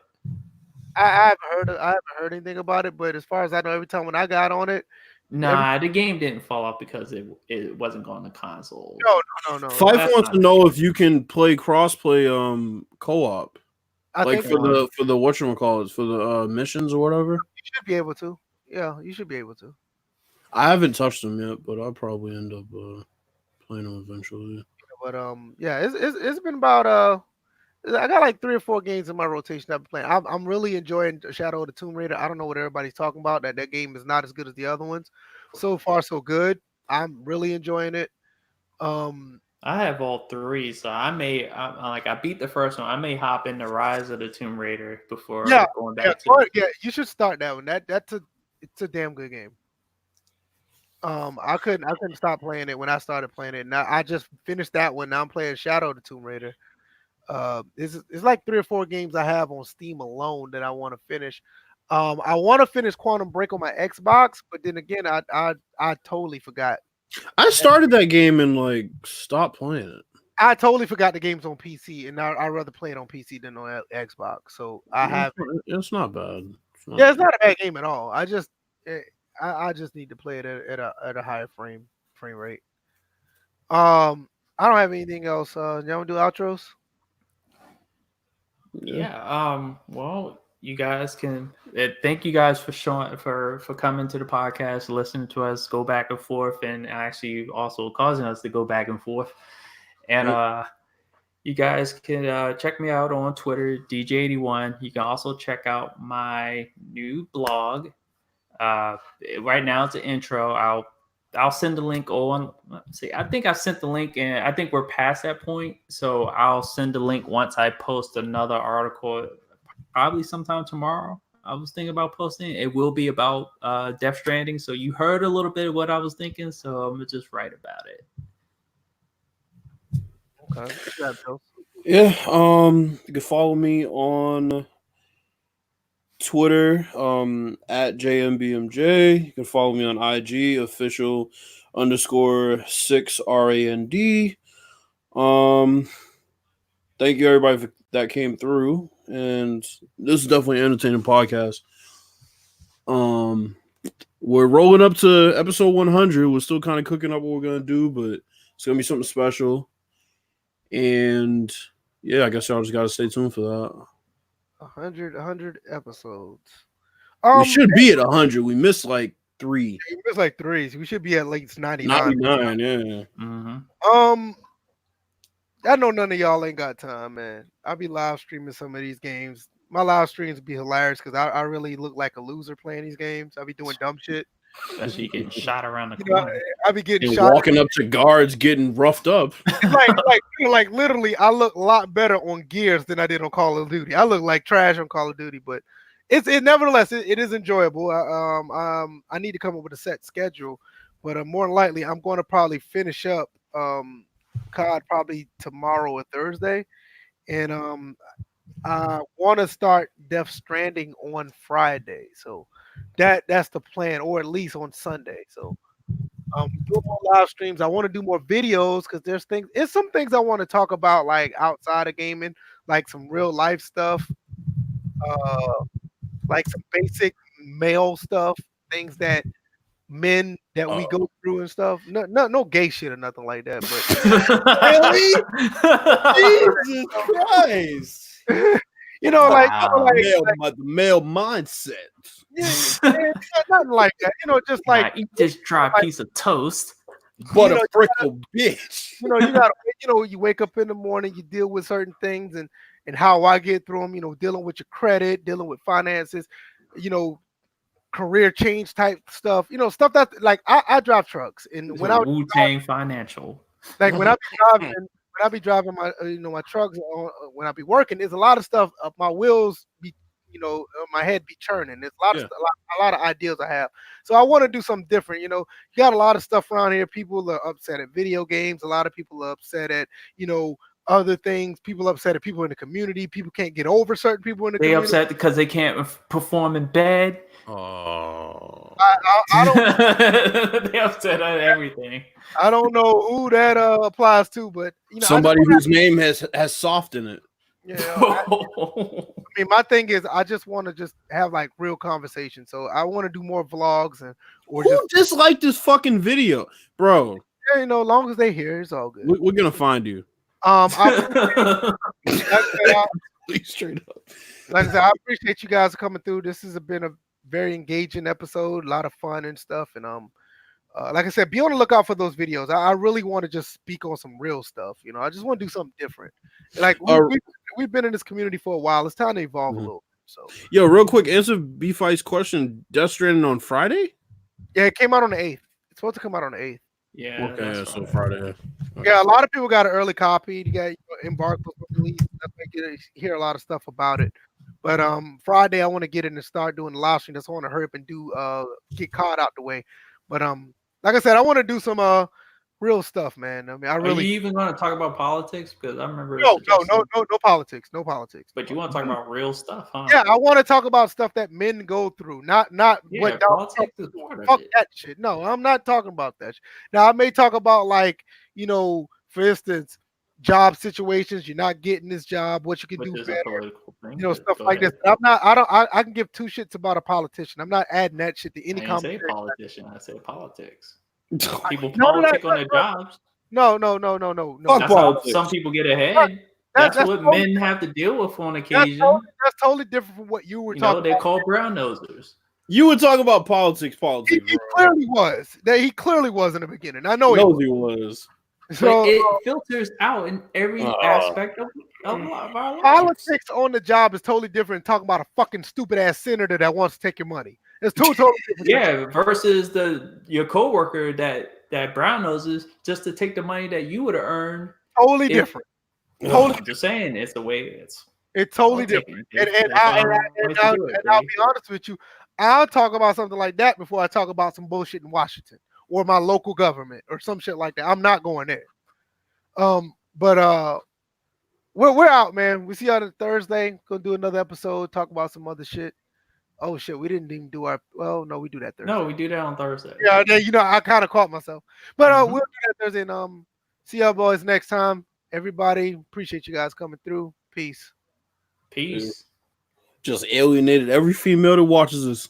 Oh, one female used to come here. We don't see her no